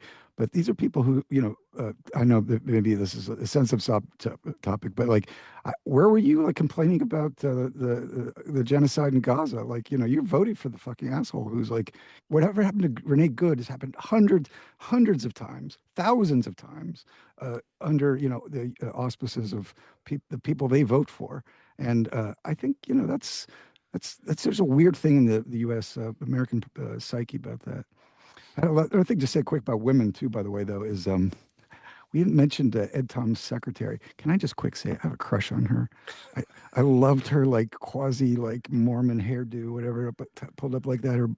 She was great, and I bet you, she sustains him in a certain way. You could see the way she helped navigate that quick meeting with him. So anyway, let's not forget her. One of the things that came to mind, Troy, when you were talking about leaving the country, but of course, Chinatown came to mind. Jake, Yes. it's Chinatown. Perfect. Right? Same kind of idea right here in the city. But it's a different. Which also has, like, a racially, ethnically, tinged thing, of course, like the Chinese, this Absolutely. Literature. Yeah. And there's a metaphorical level here between that sort of thing, the idea of the United States as a clean, pure, safe zone, which that stuff shouldn't enter, and the idea of the way that Moss allows evil to come into his house. The domestic being corrupted and invaded by, I guess they have to flee, and Sugar ends up coming into the house, and he enters a bunch of houses. So there's this interesting, I think, level of analogy going on between the large social thing and then the small domestic thing. You mentioned something before that I thought maybe we should push on a little bit more. There is a parallelism they set up between Moss and Sugar. Both of them get wounded. Both of them have to buy a shirt or a covering. They really have certain they're both after the money. They're both MacGyvers. They know they're very innovative. They're very careful. They're very methodical. They're good with guns. I think there's a way in which they twin Robert each mentioned other. the thing about them both saying "hold still" near the beginning. Both hold still. They set that up, I think, from the beginning, and I think it's fascinating. They're obviously different in so many ways, and yet there are these very interesting parallels, which Moss would be largely blind to, I think. Yeah. But he, again, in as much as this movie is the story of Llewellyn Moss, and I think it looks like it is largely at first, and it's not as much as we think, but it is partly. it's largely the story of his journey, which is him largely becoming more like Chigurh and then choosing to enter that world. And that again is the choice that he makes and knows he has to make when he finds that money. And he stands there just for a moment and thinks, do I just walk away? Do I keep living the life that I've always lived? No, of course I'm not going to. I'm going to hate it. I might get killed. I might get everybody killed, but I'm going to do it. I have to. And at that moment, his transformation, begins. It never really completes because he's killed before he becomes completely like Chigurh, and maybe he doesn't have it in him to really become that, but he's moving in that direction for sure. Yeah.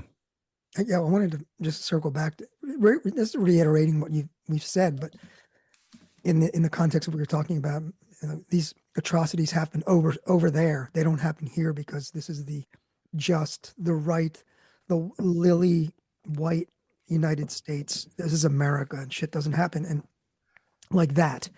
When in fact, and I think as I mentioned earlier, what this film is pointing out is the soil is soaked with the blood of genocide of indigenous people, right? So the blindness and the utter hypocrisy of thinking that this is the land of the just and that stuff happens overseas when it's in our home. It's the calls coming from inside the house. We are the perpetrators of genocide. We, the culture. And so again, the world that Bell is pining for, as Ellis points, it never, as we've said, it never existed. But I think it's important to see it in the context of the history of indigenous people in the Americas. I think it's time to move to our philosophical themes of No Country for Old Men. And want to start us, Petey? Want to go and take the reins? I have a few here. I'm sure you'll add a lot to these, but I mean, first quick thing to say is borders. The film is on the border of the United States and Texas, but it's also people are on the border of poverty and wealth and of life and death. And I think it raises this question about how one exists in the face on these borders, and both the dangers that they present and the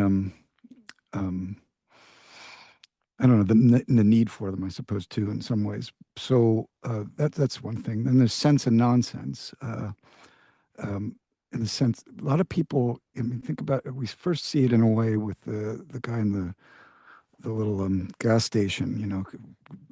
Chigurh starts talking to him, and he looks at him like, "You don't make any sense." And Carson Wells says to him, "You don't. What you're saying, you're crazy." Carla Jean says to him, like, that don't make no sense. But and so there's a question of what does make sense. How is it that one makes sense, and why doesn't he make any sense to them? What is it about him and them that seems senseless? I think, in fact, we should talk about whether Chigurh has a coherent philosophy. In fact, I think he doesn't, but I think he is not only a kind of purveyor of violence, but he's a purveyor of nonsense too. There's the idea of fate and chance, which I mentioned before, and I know you're going to want to talk a lot about that. But of course, there's Charlie Waltzer and the steer. Of course, there was the story that Sheriff Bell told about how, like, even in that contest, the outcome is uncertain. There's a chance that the steer will prevail, and kind of and of course there's the chance of the coin tosses, and then there's coming upon the money by chance, and the violence of the OK Corral there. I love how, by the way, the deputy says, "What point?" And then differences. It's like, yeah, that's for sure. That's for sure. It just a little glitch happened there. Whoa, differences, isn't it? And then whoa, differences. Yeah. Great moment. That was a great line, man. He delivered that great too. So anyway, but there's a place, this role of chance, and I think part of Chigurh's incoherence is that he both plays on the world as being a place of chance, but also a place of fate. And I think I was going to use that same phrase, Robert, that there's a lot of bad faith involved in that. And of course, it relates to free will and determinism and whether or not, and how that bears on moral responsibility. And if we are determined to get into these situations, then it is Chigurh, I think he wants to use the coin in a way as something that removes responsibility from him. So you say, oh, it's the coin, right? You're making the choice. And it's all just been coming to this point in a determined way. Nihilism, certainly we talk about here. I think that Chigurh is the I think we should talk more about this maybe in the Coen brothers themes, but the way nihilism, both Chagor's nihilism and Ellis's nihilism, I think is something we should talk about. The fragility of goodness is another topic in the sense that, of course, um, uh, Llewellyn might have gotten away. I mean, the tracker was still with him, but he might have gotten away with it if he hadn't, felt a kind of compassion for that guy dying in the cab of the pickup truck and gone back to bring him water. And he might have also, I mean, if they had left the grandmother, she might not have spilled the beans about going to El Paso and, led the cartel to Llewellyn where he was killed. I think there's the way in which goodness gets repaid. No good deed goes unpunished, and that certainly happens here. There's a kind of skepticism, I think, as a theme in the sense that Ed and maybe the rest of it, we don't, he feels like he doesn't understand the world anymore. It doesn't make sense to him. And there's a question about that I think Robert alluded to when he's talked about, or maybe about existentialism, that because it was a theme, of course, that Camus really pushed about the world being absurd, that it doesn't ultimately make sense. And the attempt to make sense of it can be problematic. I would add to that I think that Chagor is very much a dogmatist. Remember, when he says to Carson, I know where the thing's going to be. Carson, it's going to be brought to my feet. And he says, you don't know that for certainty. He's like, he said, yes, I do.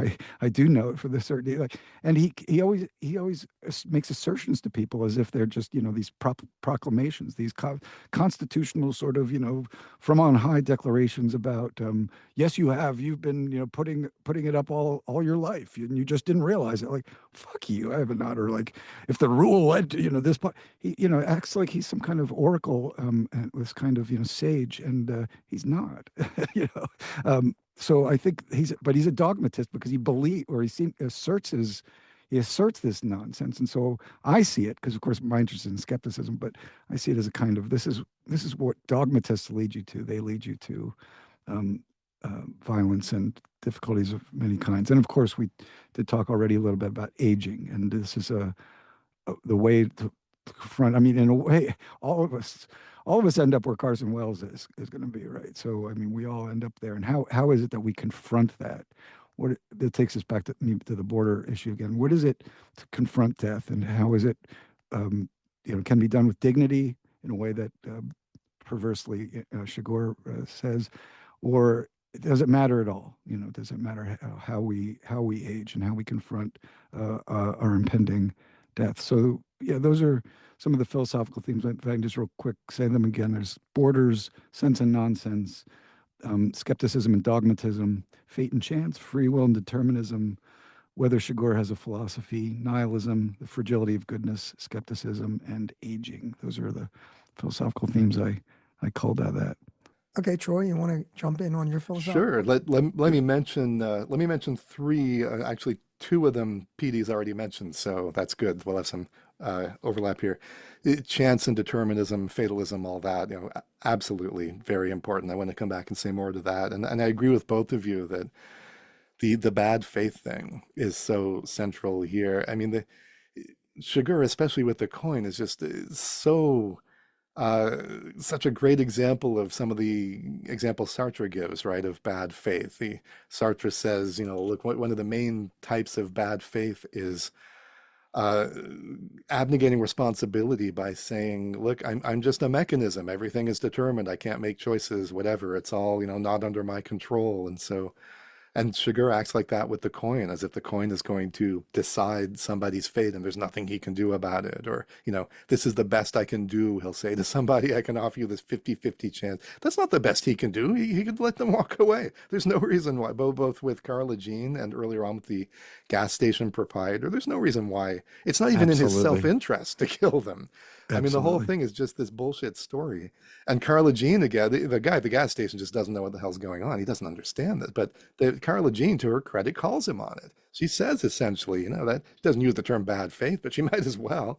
That she says, it's just you. The coin ain't got no say. And I really admire Carla Jean in that moment for saying something that seems absolutely true. And, I don't know if it takes Chagor aback. I don't know if he's capable of hearing it and thinking about it. But what she's saying is right. So certainly that we need to say, I think, some about the. Yeah, and Troy, on that point, Mhm. she does and connects to Peter's point about goodness. I mentioned this Mm. earlier, is in the face of death, she holds on to her principle. She doesn't choose a coin. What's interesting in the book, Yeah. right? She does actually. Exactly. In the book, it's Oh, I interesting. forgot that. And Wow. you know what's interesting for me is I think that the Coen's choice is superior to all Yeah. due respect to one of the greatest writers in American literature, Ed Cormac McCarthy, what a Cormac hack. McCarthy. I do think that that was a great choice. In the book, she chooses and loses, and then she kind of starts sobbing and gets angry. But Mm. I love how in the film, Carla Jean, not only does she call him out for his bad faith, which Troy, we'll go back to this, but it is an abdication of responsibility, and it's also a form of self-deception. Shigor is lying to himself. It's a lie. But I love how Carla Jean, Yeah, she calls him on it. She totally calls him on it. She forces him. And if you notice, he becomes really uncomfortable. When I was thinking, she's the first person he's probably done this trick a million times or how many. And it's almost like it angers him that she doesn't play along, because then he is forced to face his bad faith and she calls him. It's such a He's powerful, surprised. Yeah, she pushes back. He's she surprised. He pushes, frowns. He furrows his brow. He says again, "Call it." Like yeah, he's he calls it. insisting. Why won't you do what I'm telling you to do? But, Yeah, but, it's a but, great moment. and She then, I gets to agree. him a little bit. and Carla Jean, to her credit, right? She goes down with her principles. She does not sacrifice. Her principles are, this is bullshit. And rather than go, all right, well, let me just call it, she says, Yeah. for good or bad, she says, I'm not going to even, and again, Yeah. this goes back to the original arc of putting your soul at hazard. Hmm. It's like Carla Jean is saying, I'm not going to put even though she's going to die, but she doesn't want to sacrifice that part of herself, her integrity, Yeah. which in a sense, is putting your soul at hazard. She's like Socrates in the Absolutely. Apology, right? That's what Socrates said. You can kill me, but you can't take my good character away. I would be putting my soul at hazard if I were to, get down and beg for my life and so on, whatever. Or I'm like not going to Carson do try to that. buy him off, with Yeah. some kind of deal. Yep.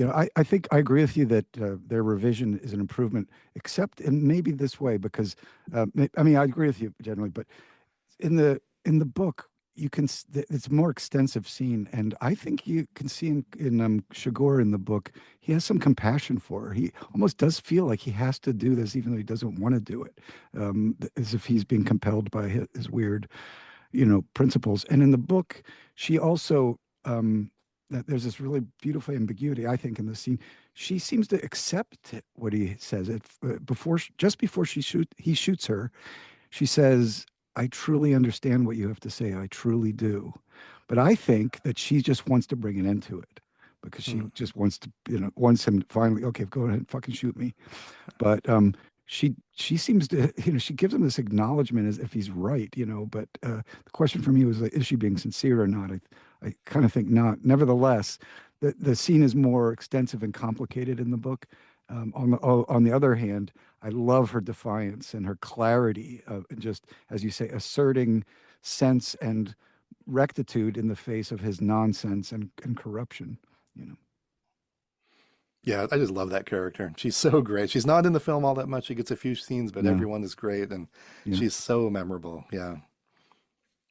A couple more. I'll just mention these. We can get into these as much as we want. One that Peter has mentioned, but I think there's a fair. We've already said some about the Borders theme. Actually, it's come up already, but I think there's more. There's always more. Such a big theme with them, and certainly in this film.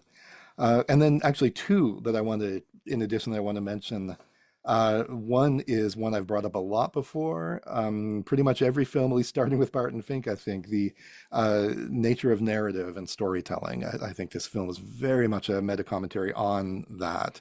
And that goes along with Moss's view of himself as a hero and so on, and the Western genre, and this is an anti-Western. All that stuff I think is connected with that. And then finally, connected with epistemology and the nature of reality and so on, but indeterminacy. I think there's a lot to say about that. I think in particular in connection with the notorious motel room scene that I know we'll spend some time on. So I don't know if we didn't want to dig into that now or save it for a bit, but it's going to come up it's there. But anyway, let me throw those out there. And then, Robert, if you have some more to add, and then we can come back to whichever ones we want to come back to. Well, I wanted to focus on a couple of philosophical issues.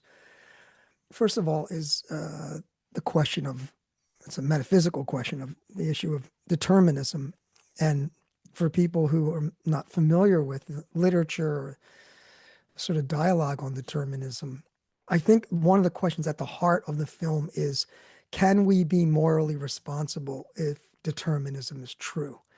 And the way that I like to characterize determinism, or the characterization that I think is the best, is Peter Van Inwagen's characterization, which in a nutshell says something like, if you have a complete state description of the world at time t, whatever, t1, and you add in the laws of physics, then that entails the state description of the world at sometime after t1, t2, say. So the notion that you take a time slice of the universe, you fully describe it, add in the laws of physics, and you get the next moment, so on and so on. So I like that characterization because it's claustrophobic. It's so powerful when you grasp what determinism says that you think, wait a second. So at the moment of the Big Bang, it was determined that I was going to be doing a podcast at this moment. And yeah, it looks like that. It looks that way. I think that's an interesting aspect of this film. And I did want to say, I wanted to distinguish between determinism and fatalism. And maybe we can talk. It'd be nice to talk if you think the film is talking more about determinism or fatalism. You know, people can conflate the two, but determinism is based on causality, right? And the future is causally determined by these causal processes, right? And fatalism is different, and it says the outcomes are not dependent on causation, right? It's that the future is, quote, fated, right? And it's kind of like, regardless of what we do or say or think, this event is going to happen, as opposed to determinists, which says, no, it's because of all those things that these things happen. And I think that oftentimes in popular culture, people confuse determinism with fatalism. What I see as one of the central issues of the film, is it determinism or is it fatalism? I kind of lean towards this film being about determinism. And so if you think about determinism in the way that Van Inwagen described it, you know, this state description of the universe plus the laws of physics entails everything after, then it does raise this question about moral responsibility. Like, why are there people in jail? Like, they were determined at the moment of the Big Bang to be criminals, and right. So these are really important questions that central to the question of free will and determinism in metaphysics. But I think throughout the film, we see a lot of talk of the way that Chagor, you know, it's interesting. In the book, all three characters talk about determinism, talk around determinism. Chagor talks about determinism. Even Moss, when so there's a scene in the book that's not in the film where he picks up a teenage hitchhiker, and she's represented, I think, in the film by the woman who sits by the pool and offers them beer. But he picks up this hitchhiker and they go to the hotel and they have this conversation. It's very similar to the conversation that Shakur has. It's like, once you step on the path, the dominoes fall. Like, there's causation. So she says, like, I want to go to California and I reinvent myself. And he's like, well, when you go to California, you're bringing all the stuff that you've done. It's all you, right? And I think that's an interesting question. So when I think about Chagor and the way he talks and the way when he uses the coin, and famously, right, he says, the coin got here the same way I did, through these causally deterministic forces. And yet, I think and I know there are empirical studies on this, if you ask the average person, well, if determinism is true, are people still morally responsible? And the answer is yes, right? So you have this kind of dilemma. And I think the film, and of course we've talked about this before, is that Ethan was a philosophy major at Princeton. This film really puts this question in front of us. It makes us uncomfortable. If what Chagor is saying is true, if he did get there the way the coin got there, then all these people who he kills were going to die at the moment of the Big Bang. And so there's this implication that, like, My responsibility flies out the window. Now, of course, there are very sophisticated, nuanced replies from brilliant philosophers who talk about how, no, even if determinism is true, we are still morally responsible. But anyway, that's one of the philosophical themes, I think. For me, it's one of the strongest themes. The other theme is nihilism, moral nihilism in particular.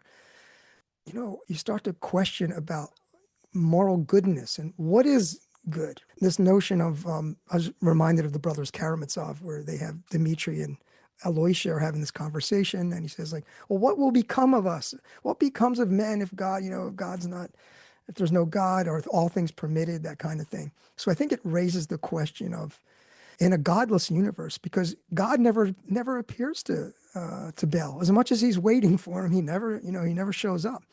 So without God, is there moral nihilism? Does anything go? And I think the film raises that question. And also, I wanted to go back to something you were saying, Peter, about Chigurh and he's sort of morally over the map. He's not really. But what's interesting is there are moments. I think that you're right. Chigurh doesn't have like a coherent moral system, but he sort of picks and chooses. But what's interesting is he has this kind of Kantian, kind of deontological thing with making promises. Like, for some reason, he thinks it's really important to keep a promise, even if it means killing someone. And I think part of the interest for me is, and I'm going to talk about this when we get to cinematic themes, but Chigurh, he's not your classic villain in a Western, because he doesn't always, and when you mention this, he doesn't always do things for self-interest. He does things like he kills because to keep a promise. And villains don't do. Villains, they only kill because they're going to get some benefit out of it. So I think that's fascinating, that his moral system, whatever the hell it is, it's got some kind of like Kantian aspects to it, right? He gave his word to Moss, right? And so that's interesting. And I think, and that relates to this question of the problem of evil, which we've talked about before when we were talking about Fargo. And I think it shows its head here is the problem of evil. And just quickly to reiterate, if God exists and God is omnipotent, then, and he's benevolent, how the hell do we have all this evil? And I think this film raises that again, and Coen's come back to the problem of evil and the kinds of theodicies, the defenses of the existence of God. The last thing I want to say is truth. I wanted to, if you'd allow me, I think this is fascinating. It's insight into Bel's character. He actually talks about the notion of truth in the book, but he doesn't explicitly say it in the film, but you can see it implicitly. And he says, listen to this. He talks about truth. And I think this is really pertinent to the kind of philosophical grounding of the role that truth plays in his kind of waiting for God. And let me just read this little brief part from the book, Bel. And the way the book works, for those of you who haven't read it, each chapter starts out with a kind of reflective monologue, or it's sort of like a diary entry of Bel sort of reflecting on a particular issue. And in chapter 5, he's talking about truth, and he says something interesting. He says, "We come here from Georgia, our family did, horse and wagon. I pretty much know that for a fact. I know there's a lot of things in a family history that just plain ain't so. Any family. The stories get passed on and the truth gets passed over, as the saying goes, which I reckon some would take as meaning that the truth can't compete. But I don't believe that. I think that when the lies are all told and forgot, the truth will be there yet. The truth don't move around from place to place, and it don't change from time to time. You can't corrupt it any more than you can salt salt. You can't corrupt truth, because that's what it is. It's the thing that you're talking about. I've heard it compared to the rock, maybe from the Bible, and I wouldn't disagree with that. But it'll be here even when the rock is gone."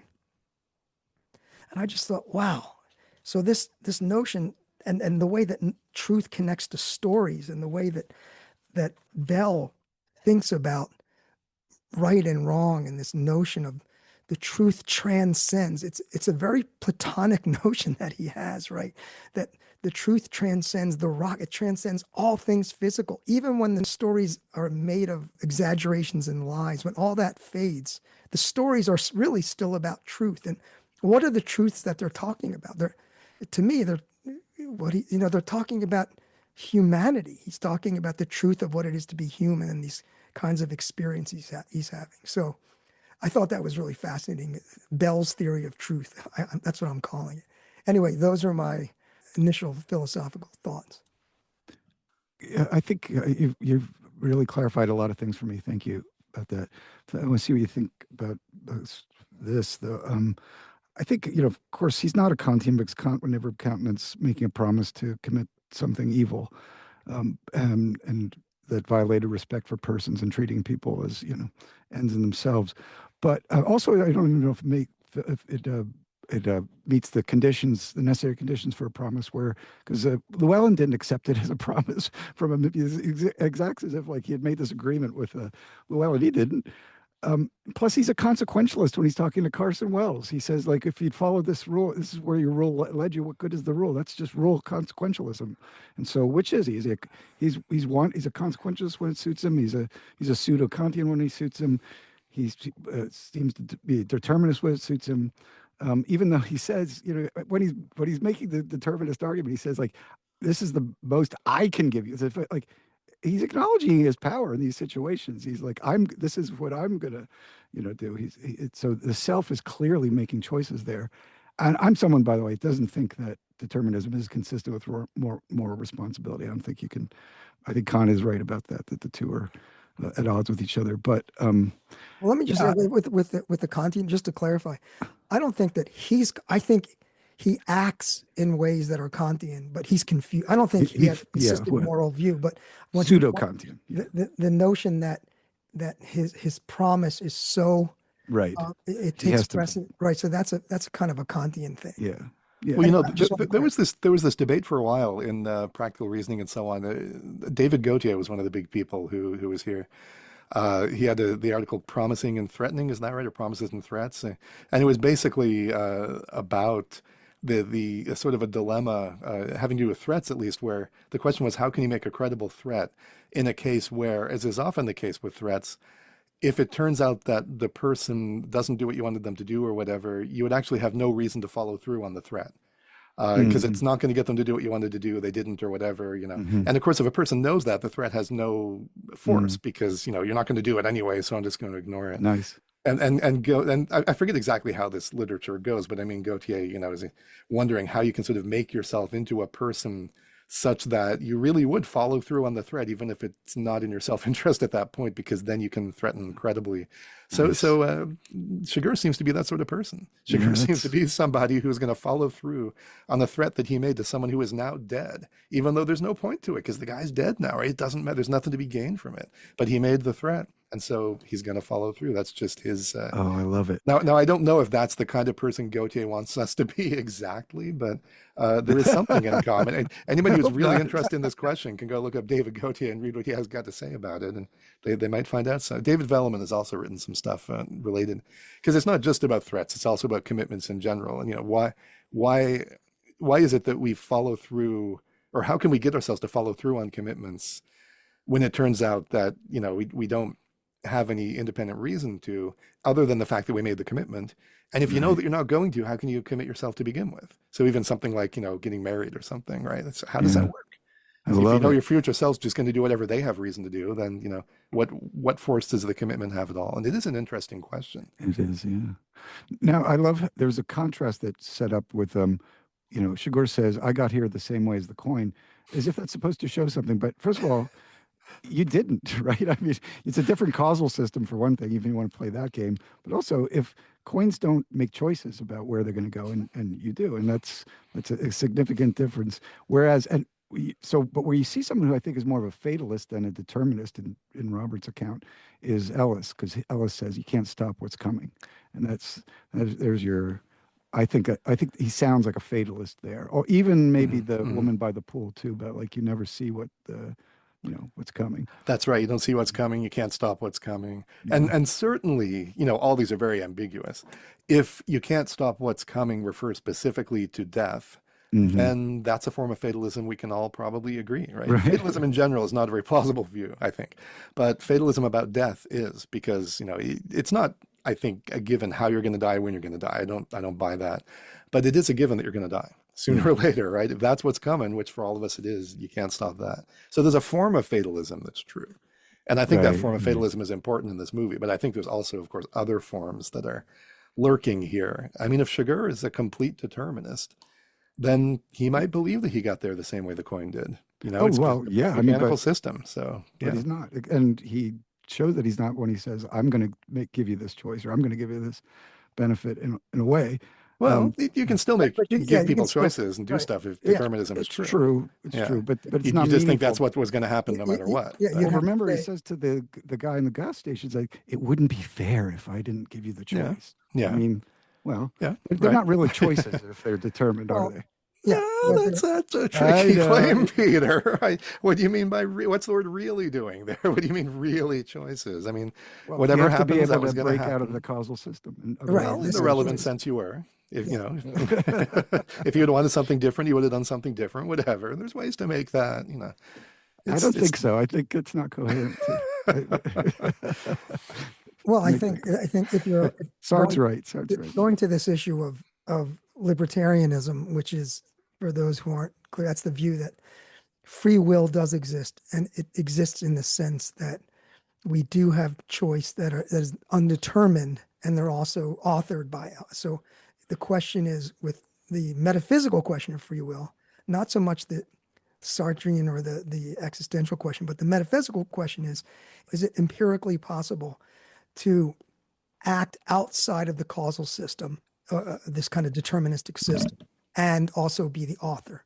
Because a lot of people say things like, oh, well, science shows us that the universe is indeterministic, and so we have free will. Well, that certainly doesn't follow, because if it's indeterministic, then random things happen. That's not you being the author. So that's the challenge for the libertarian, is to give an account in which we can act that in an indeterministic way, that's still where we still are the cause, right? And that's, of course, the puzzle. But I wanted to say one other thing. And Troy, we had just talked about the film. This came to mind.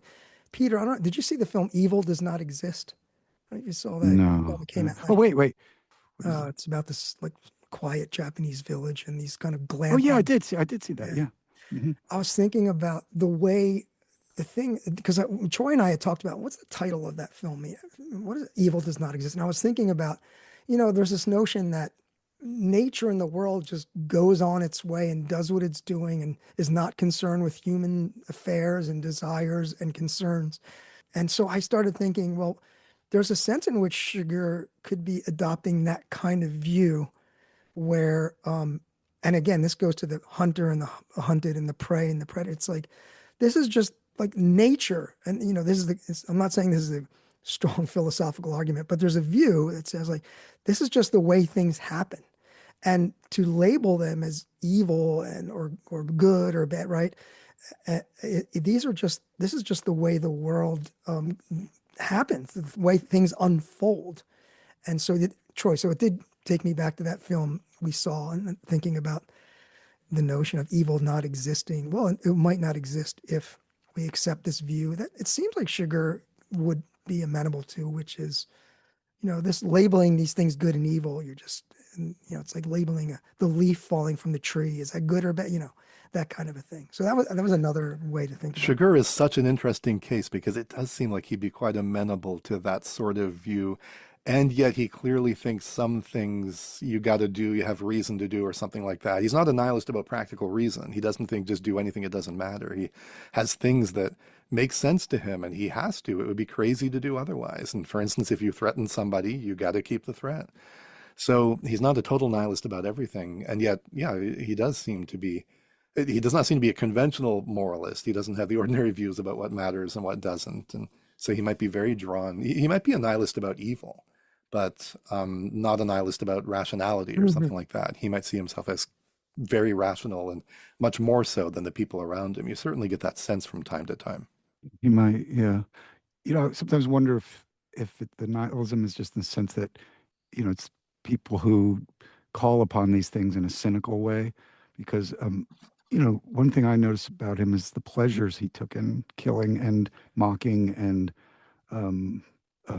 scaring others. I mean, you could see when he's killing the police officer in the beginning. He's in a kind of ecstatic state, really, smiling and gritting his teeth through it. When he's about to kill Carson, and even coming up the stairs behind him, he's all happy and smiling.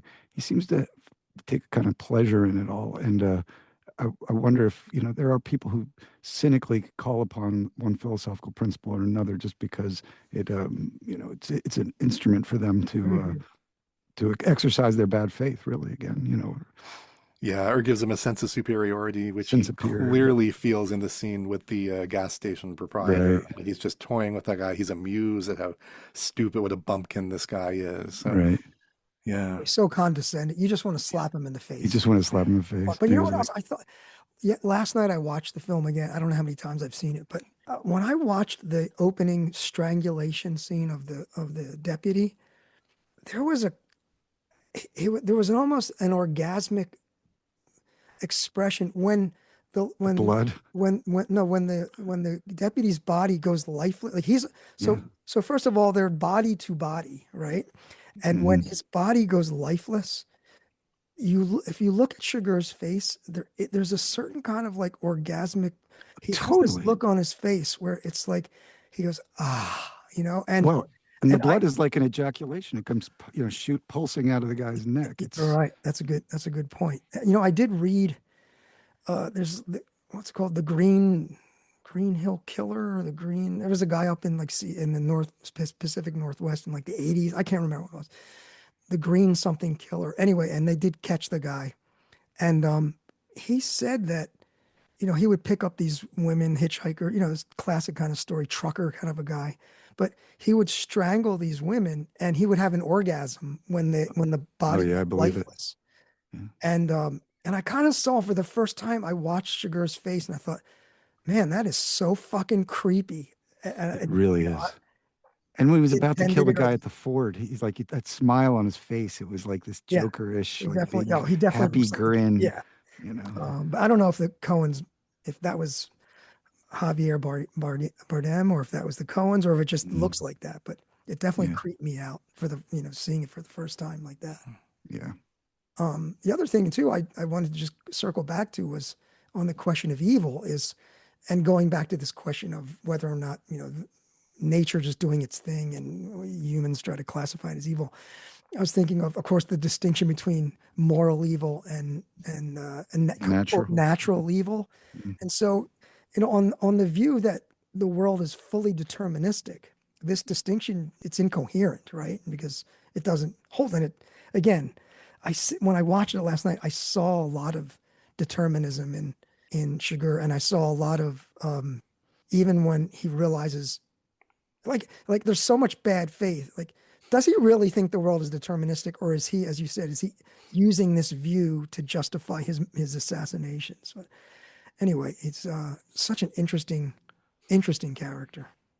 You're just a bunch of compatibilists. Yeah, we are. Wait, I didn't render a judgment on That's what I was just explaining. No, Um, I love that analysis, though. You're so right. I agree. uh, yeah, what do you think? Any other more philosophical things to I did want to come bring? back to border crossings, and then also I think a little more about storytelling, which connects Yes. to what you were saying about truth and stories Oh yeah, earlier. yeah, So yeah. yeah, the border crossing stuff. I always get on this when we talk about any Coen Brothers film because they just love this sort of trope. I guess a lot of filmmakers do, but uh, it connects it, I think, with Fargo in certain ways, where we saw border crossings and boundary violations and stuff being very big. And I think there are some really interesting connections with Fargo that we need to talk a little about. But on the most obvious sorts of levels of like home invasions, for instance, you've got Chigurh again entering their house, Llewellyn Moss's house after they leave, without permission. You've got Ed Tom, of course, also doing that. Later at the end of the film, entering Carla Jean's house, and in fact, waiting for her there, creepily enough. entering the office of the Stephen Root character in order to kill him in the high-rise building in Dallas, using the captive bolt stun gun that we mentioned earlier a lot of the time to gain entrance to various places, motel rooms and stuff too, by shooting out the deadbolts. That, of course, we've talked about this in other, I think we started really with Barton Fink, where I talked about how the border violations sort of connect with violence because you have the integrity of the body and you have violence as acts that, destroy that integrity. And obviously the first use of the captive bolt stun gun as the weapon to kill that guy is a clear case of that, a really disturbing border violation, which is sort of brought up again later on in the film when Ed Thomas talking with Wendell about the fact that they didn't find an exit wound and yet there was no bullet. And he says, what did the killer do? Go, groping around in there and Wendell's like, ew, I don't want to think about that. I mean, but it's true. It's disgusting, right? These things get to us on a visceral level because we have this in connection with human fragility, violence, and so on. We have this sense of bodily integrity as being one of the most foundational things. If it's lost, then that's really bad for the person that loses it. And of course, we see that several times throughout the film. I mean, it's very, I remember having this reaction or when I first saw the film of it being a very violent film, and then watching it again and thinking, well, there's not that much violence in it. It's just that when it does happen, it's so striking. There's the acts of violence for the most part are few and far between, but when you see it, it's so disturbing because of, either because, again, it's the weird captive bolt stun gun thing, or it's him killing the policeman with his bare hands, as you were just talking about, or it's extremely sudden, like, when Moss is running away from the hotel and he jumps into the truck and, the driver is just talking. And I think even as he's talking, he's shot and through the neck. And it's possibly the most disturbing moment in the entire film. It comes out of nowhere. You're not expecting it. It's so awful. So there's just a few moments like that. But interestingly enough, along with those moments, there's the other moments of violence that we know happen, but we don't see. We don't see Llewellyn Moss being shot. We don't see Carla Jean being killed. The guy who has the other truck with the chicken crates in the back, we know that Sugar kills him, but we don't see it. They don't show it. They get to a certain point where they've established Sugar as this awful, psychopathic, incredibly violent person, and now they don't even need to show us anymore. Every time he kills somebody, we know, we get it, right? So they start being, I don't want to say delicate exactly, but there's a certain restraint that is shown as the film goes along, rather than showing us every violent act. They're not going to do it, and in a way, what we imagine is just as bad, if not worse, than if we were actually shown it. I love that. Yeah, Meg, are you done with? Are you going to say more about Threshold? I was going to say more about border crossings. Oh, yeah. I already mentioned about the river, the river crossing being like going into the underworld and stuff like that. But there's a lot going on in this scene. I mean, first of all, the river crossing also, in a way, the river as border shows up earlier in the film when he's first, he goes back with the water for the guy in the truck, and then he's fleeing those men. The river is sort of the boundary of freedom for him, that he has to go from dry land into water in order to escape, and that represents freedom. And he crosses the river at that point too and gets away. So it's the first of two times when he'll cross a river in order to escape with his life. But some of the other stuff also, I mean, this is literally, first of all, of course, the Rio Grande is this border between two countries. He has to go and then he has to come back. Robert, you mentioned the thing about the U.S. border guard and this guy, with the glasses and so on, and his power, his sense of power, right? Who do you think gets back into the country? U.S. citizens, some U.S. citizens, right? Some American. He might deny somebody entry even though they're an American citizen, right? This guy doesn't care. And this very interesting thing happens. I think you sort of mentioned this, where, and this goes back to community and belonging and membership and so on. He's forced to call on his membership, his kinship with this guy. Oh, we were both in Nam. That's the way he gets back in. This is a very interesting moment for Moss because, of course, Moss, again, he's in the process of becoming more like Sugar. He's disconnecting from everything. He's detaching. He's isolating himself so that he can live this life and not get caught and have nobody knows where he is and nobody can track him and so on. And now, and we saw this, remember that when he's in the Mexican hospital, Carson Wells comes to see him.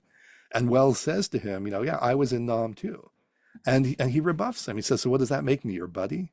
Right at that moment, there's that appeal to shared membership that Carson makes that he has no interest in. He doesn't care. I don't care that you were in Nam and I was in Nam. We have nothing in common. I don't want any sort of bond. He's trying to disconnect himself from that, but he can't, right? He's forced to, in order to get back into the US, he has to fall back on that and admit, yeah, I belong in this way and you and I have something in common. We're part of a community. It's harder to escape from that stuff and to detach yourself from it than he might have thought at first. He pictures himself as, this kind of free, rugged individual, free spirit kind of person, doesn't need anybody, whatever. But in fact, it turns out he does need to rely on people for various things. And in particular, he needs to rely on this guy and what they have in common, just in order to get back into the country. I've always really loved that moment. I think that's so interesting. That's nice, yeah. There's of course, I didn't mention broken windshields and stuff, obviously, but shot through windows and windshields and so on. We have lots of that, along with the deadbolts and stuff and border crossings. But also, and here's a connection with Fargo again. When we talked about border crossings and boundary violations there, we talked a lot about, and I alluded to this earlier quickly, domesticity, the family life, the house as a kind of a protected zone. And that being violated, of course, in Fargo by the kidnappers breaking through the patio door and so on, the glass, patio door. But of course, part of what's going on there too is that it's an enemy within thing, where we think that the threat's coming from outside and really it's coming and ultimately from inside. It's Jerry Lundegaard who invites those violent people into his house. And something like that goes on here too. In both movies, you have a main male character, Jerry Lundegaard or Llewellyn Moss, who seems like they live a pretty normal, innocent life, nice domestic life. They're married, whatever. They get involved with shady men, criminal types, as a result of which, those men end up entering their homes, disrupting their family existence and so on, and ultimately leading to the death of their wife in each case. So there's this very interesting parallelism, I think. And I think that it becomes especially interesting in this film because, again, there's also this other level where a similar thing is going on of the United States as the domestic space that's being invaded by people from outside, foreigners, people from Mexico, and people from Vietnam who would like to come over here and bring the war here and so on, right? So and they also, of course, are being invited in a sense. It's another enemy within thing because, of course, the Mexican cartels are working with American business people. They're collaborating on this. So it's not just that those people from elsewhere are trying to invade this country and mess up our domestic space, but also, of course, that people here are enabling that. It's really much messier. The border picture is a clear picture. Well, there's the good stuff over here, and on the other side of the border, there's the bad stuff. The reality of it, again, is much messier and more complicated than that.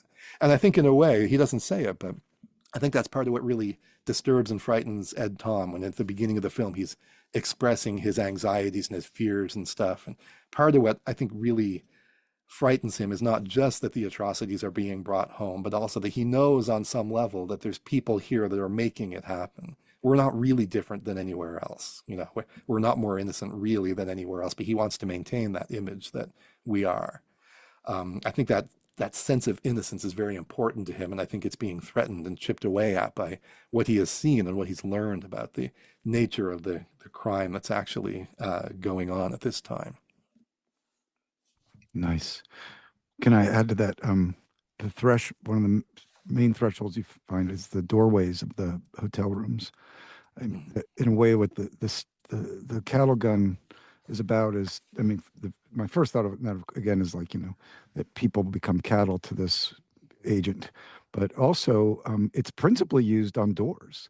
And what Chigurh is very much is a doorway breaker, a doorway enterer. He shoots through doors. He knocks off the locks and walks into doors.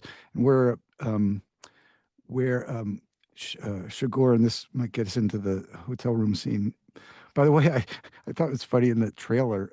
I had those same sheets that Llewellyn and Cargina. It's like, holy shit, there they are. But Ed Tom and Anton Chigurh end up in the same hotel room finally, almost together in a way, like they're kind of behind each other, in front of each other, but they end up crossing that threshold. And it's on the threshold of that hotel room, by the way, where you see the blood from Llewellyn. And they're about to join, but they don't. And, what that's about is, I don't know. And I do think we philosophically might talk a little bit more too about parents and children, or older generations and younger generations, and what that means. I mean, I think Tom carries a lot of shame about his conduct in World War II, and he feels ashamed in relation to his father, feels small in relation to his father.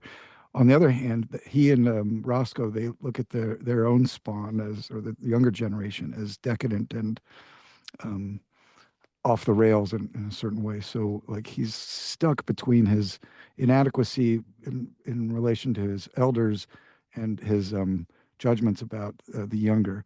You can see the younger become like the issue at the end. The very closing of the movie has to do with the younger generation, and who will they be? Are they going to be Shigurs? Are they going to be, Ed Toms? And it looks like they're going to be Shigurs. Shigur is this almost preternatural power to corrupt. And those kids come at him, and they're like all innocent and goofy, and like, "Oh, I'll give you my shirt, mister." But then once money is involved, they turn on each other. The last thing we hear is that they're at odds with each other, and he's going to keep the money. The young guys on the bridge have already been corrupted, although one of them still has some compassion.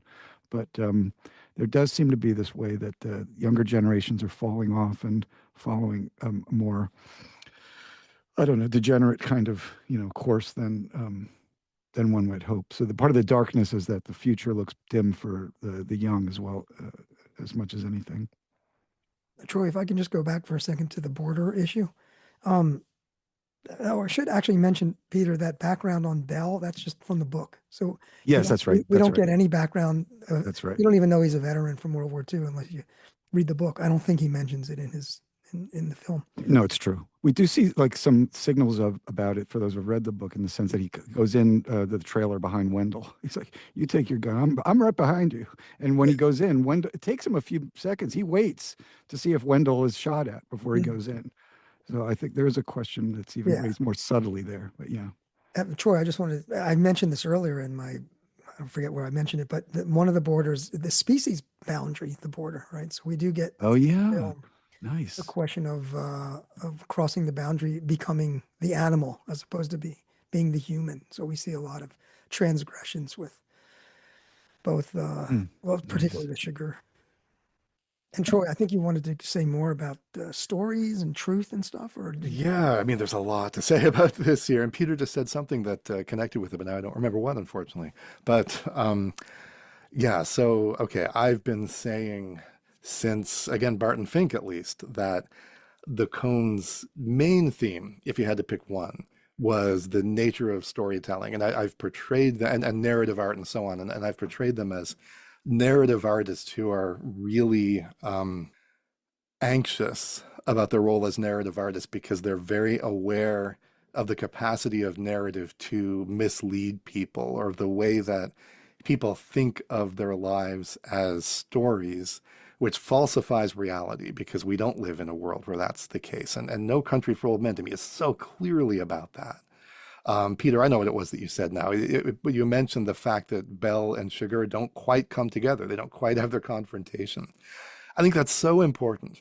I think it's so important for this film because we so expect it, right? And many people, online and elsewhere, people who didn't like the film or who complain, a lot of people say, "Oh, it's great for the first 2/3," and then it falls apart because there's no confrontation, and Moss gets killed by somebody. Well, that doesn't make sense, right? We want a gunfight at the end, gunfight at the OK Corral with. Yeah, I loved how Moss was killed off screen. That was It's awesome. so good, and it's one of the keys to the film. I mean, it would not be the same film at all if we had the climactic confrontation. I mean, look, the Coens are so averse to confrontations of a certain sort, of the kind that we expect in a narrative film, because the way narrative film typically works, especially like American, Hollywood films, the confrontation is sort of the climax of the film. You have these period of stasis, initiating incident, rising action, and so on, conflicting desires, and so all leads to the confrontation, the climax, which then provides a resolution. Well, the Coens think that's false. We don't get that kind of resolution in real life. We don't get closure. They're concerned about, because again, this is an existentialist film, as all their films in some way are. It's a film about how do we live in an absurd universe? If we can't understand the way things really work, how do we live? What do we do? So this is a universe that resists understanding. So we're not going to get closure or resolution. And we see that in so many of their films. Like Fargo is a great example. Big Lebowski, right? We talked there about how you get the confrontation in a way. The dude and Walter show up and they confront the Big Lebowski with the truth. And he shrugs and says, so what? There is a confrontation, but there's no closure. There's no resolution. It doesn't lead to justice.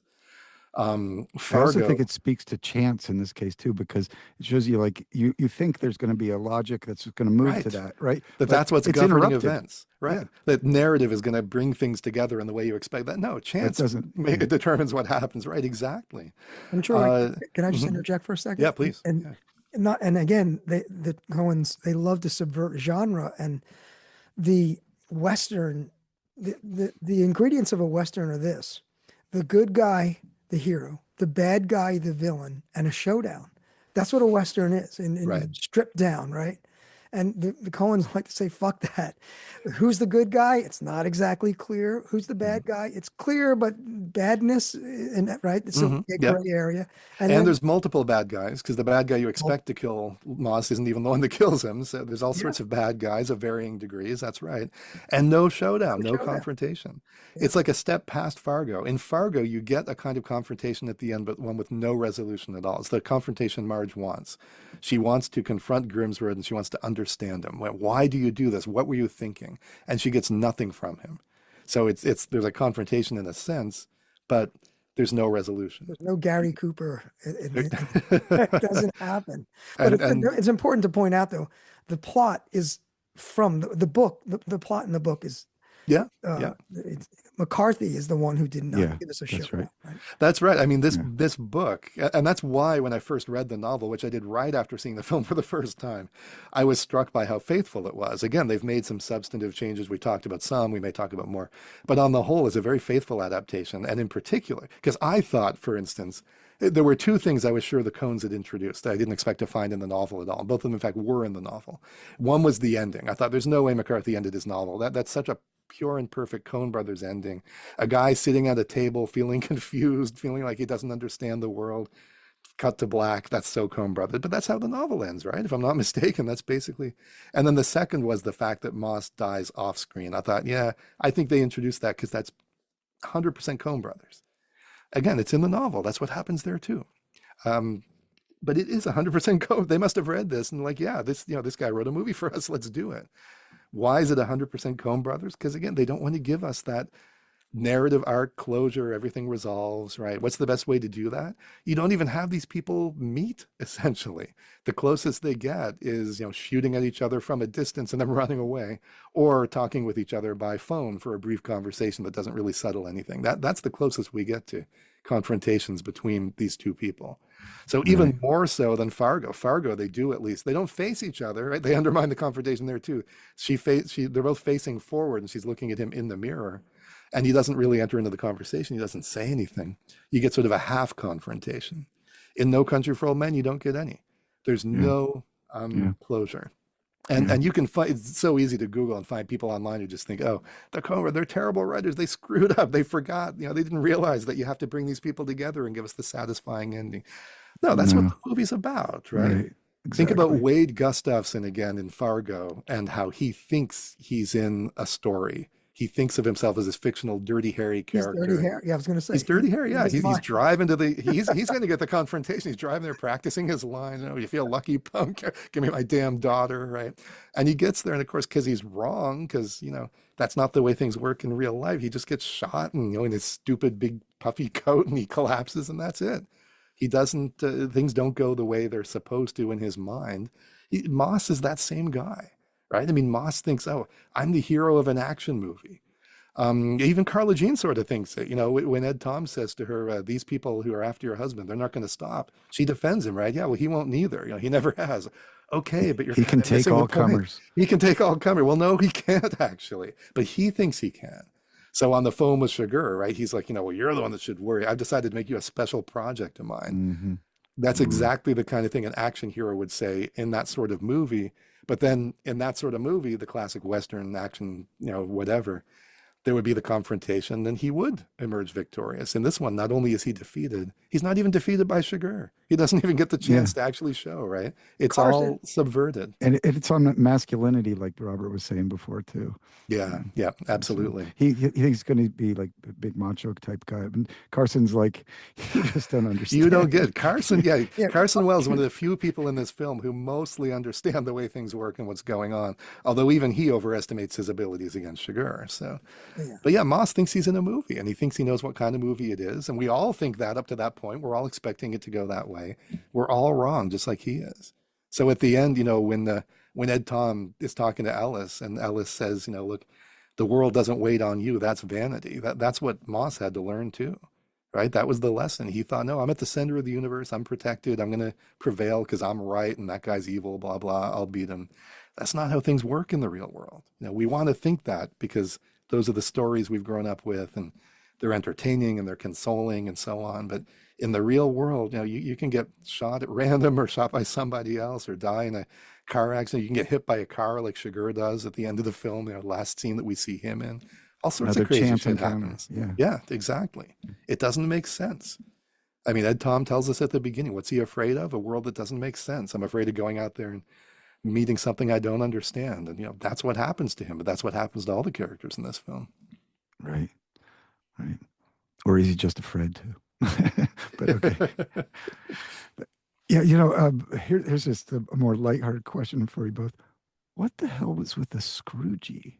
When he says he got a Scroogey, I'm like, do you mean the word Scroogey? Like, yeah, why would he use such a word? It's like, it seemed so out of character, weird, bizarre. I mean, maybe it's just established how weird he was. A Scroogey. Okay. If you're the kind of guy that calls people friendo, you probably call that guess. a Scroogey.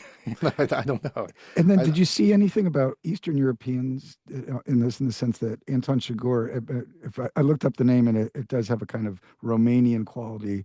And then Carla Jean, you find her grandmother's surname is Krachik, which is an Eastern European name. And then they live in Odessa, which is a real place, but certainly it's also Eastern European. It just seemed odd that I thought that maybe it was part of the outsider thing, that they were insiders versus outsiders, because there was this thing about the, rural insiders facing this, dangerous outsider. But anyway, I thought it was weird. Well, McCarthy, when you get a brief description of the only description of Chigurh, you get the impression that he's a foreigner. It's not that they say he's a foreigner. Of course, in the film he has an accent, but you get this idea of the way he dresses. It looks kind of European. Yeah, I mean, that's where, like, if you've encountered Eastern Europeans back in the day, I remember I was traveling in the 80s in Eastern Europe, and these, there's the blue jeans, the cowboy boots, the jacket, the goofy hair. Also, blue jeans that are pressed, that have because he's trying to be something that he's not. Not a seam, but they have a crease that goes right down the front. Yeah, he wants to take on a kind of persona, but he just is clumsy with it. He's kind of weird with it. It doesn't quite get it right. Doesn't quite get it right. It's really interesting because, of course, at the very beginning of Blood Simple, which is also set in Texas, very close to the same time. Yeah. Visser is speaking in the voiceover, and he contrasts Texas with Russia, of course. That's right. Yeah. Blood Simple, of course, is another one to compare in terms of the parallel plot lines with the characters who rarely meet and encounter each other. And even in the end, when they're fighting and trying to kill each other, they're doing so through walls and around corners and stuff. And they don't actually even see each other. So from the very beginning, the Coens are doing this thing of, keeping the characters apart and avoiding the kind of confrontation we expect.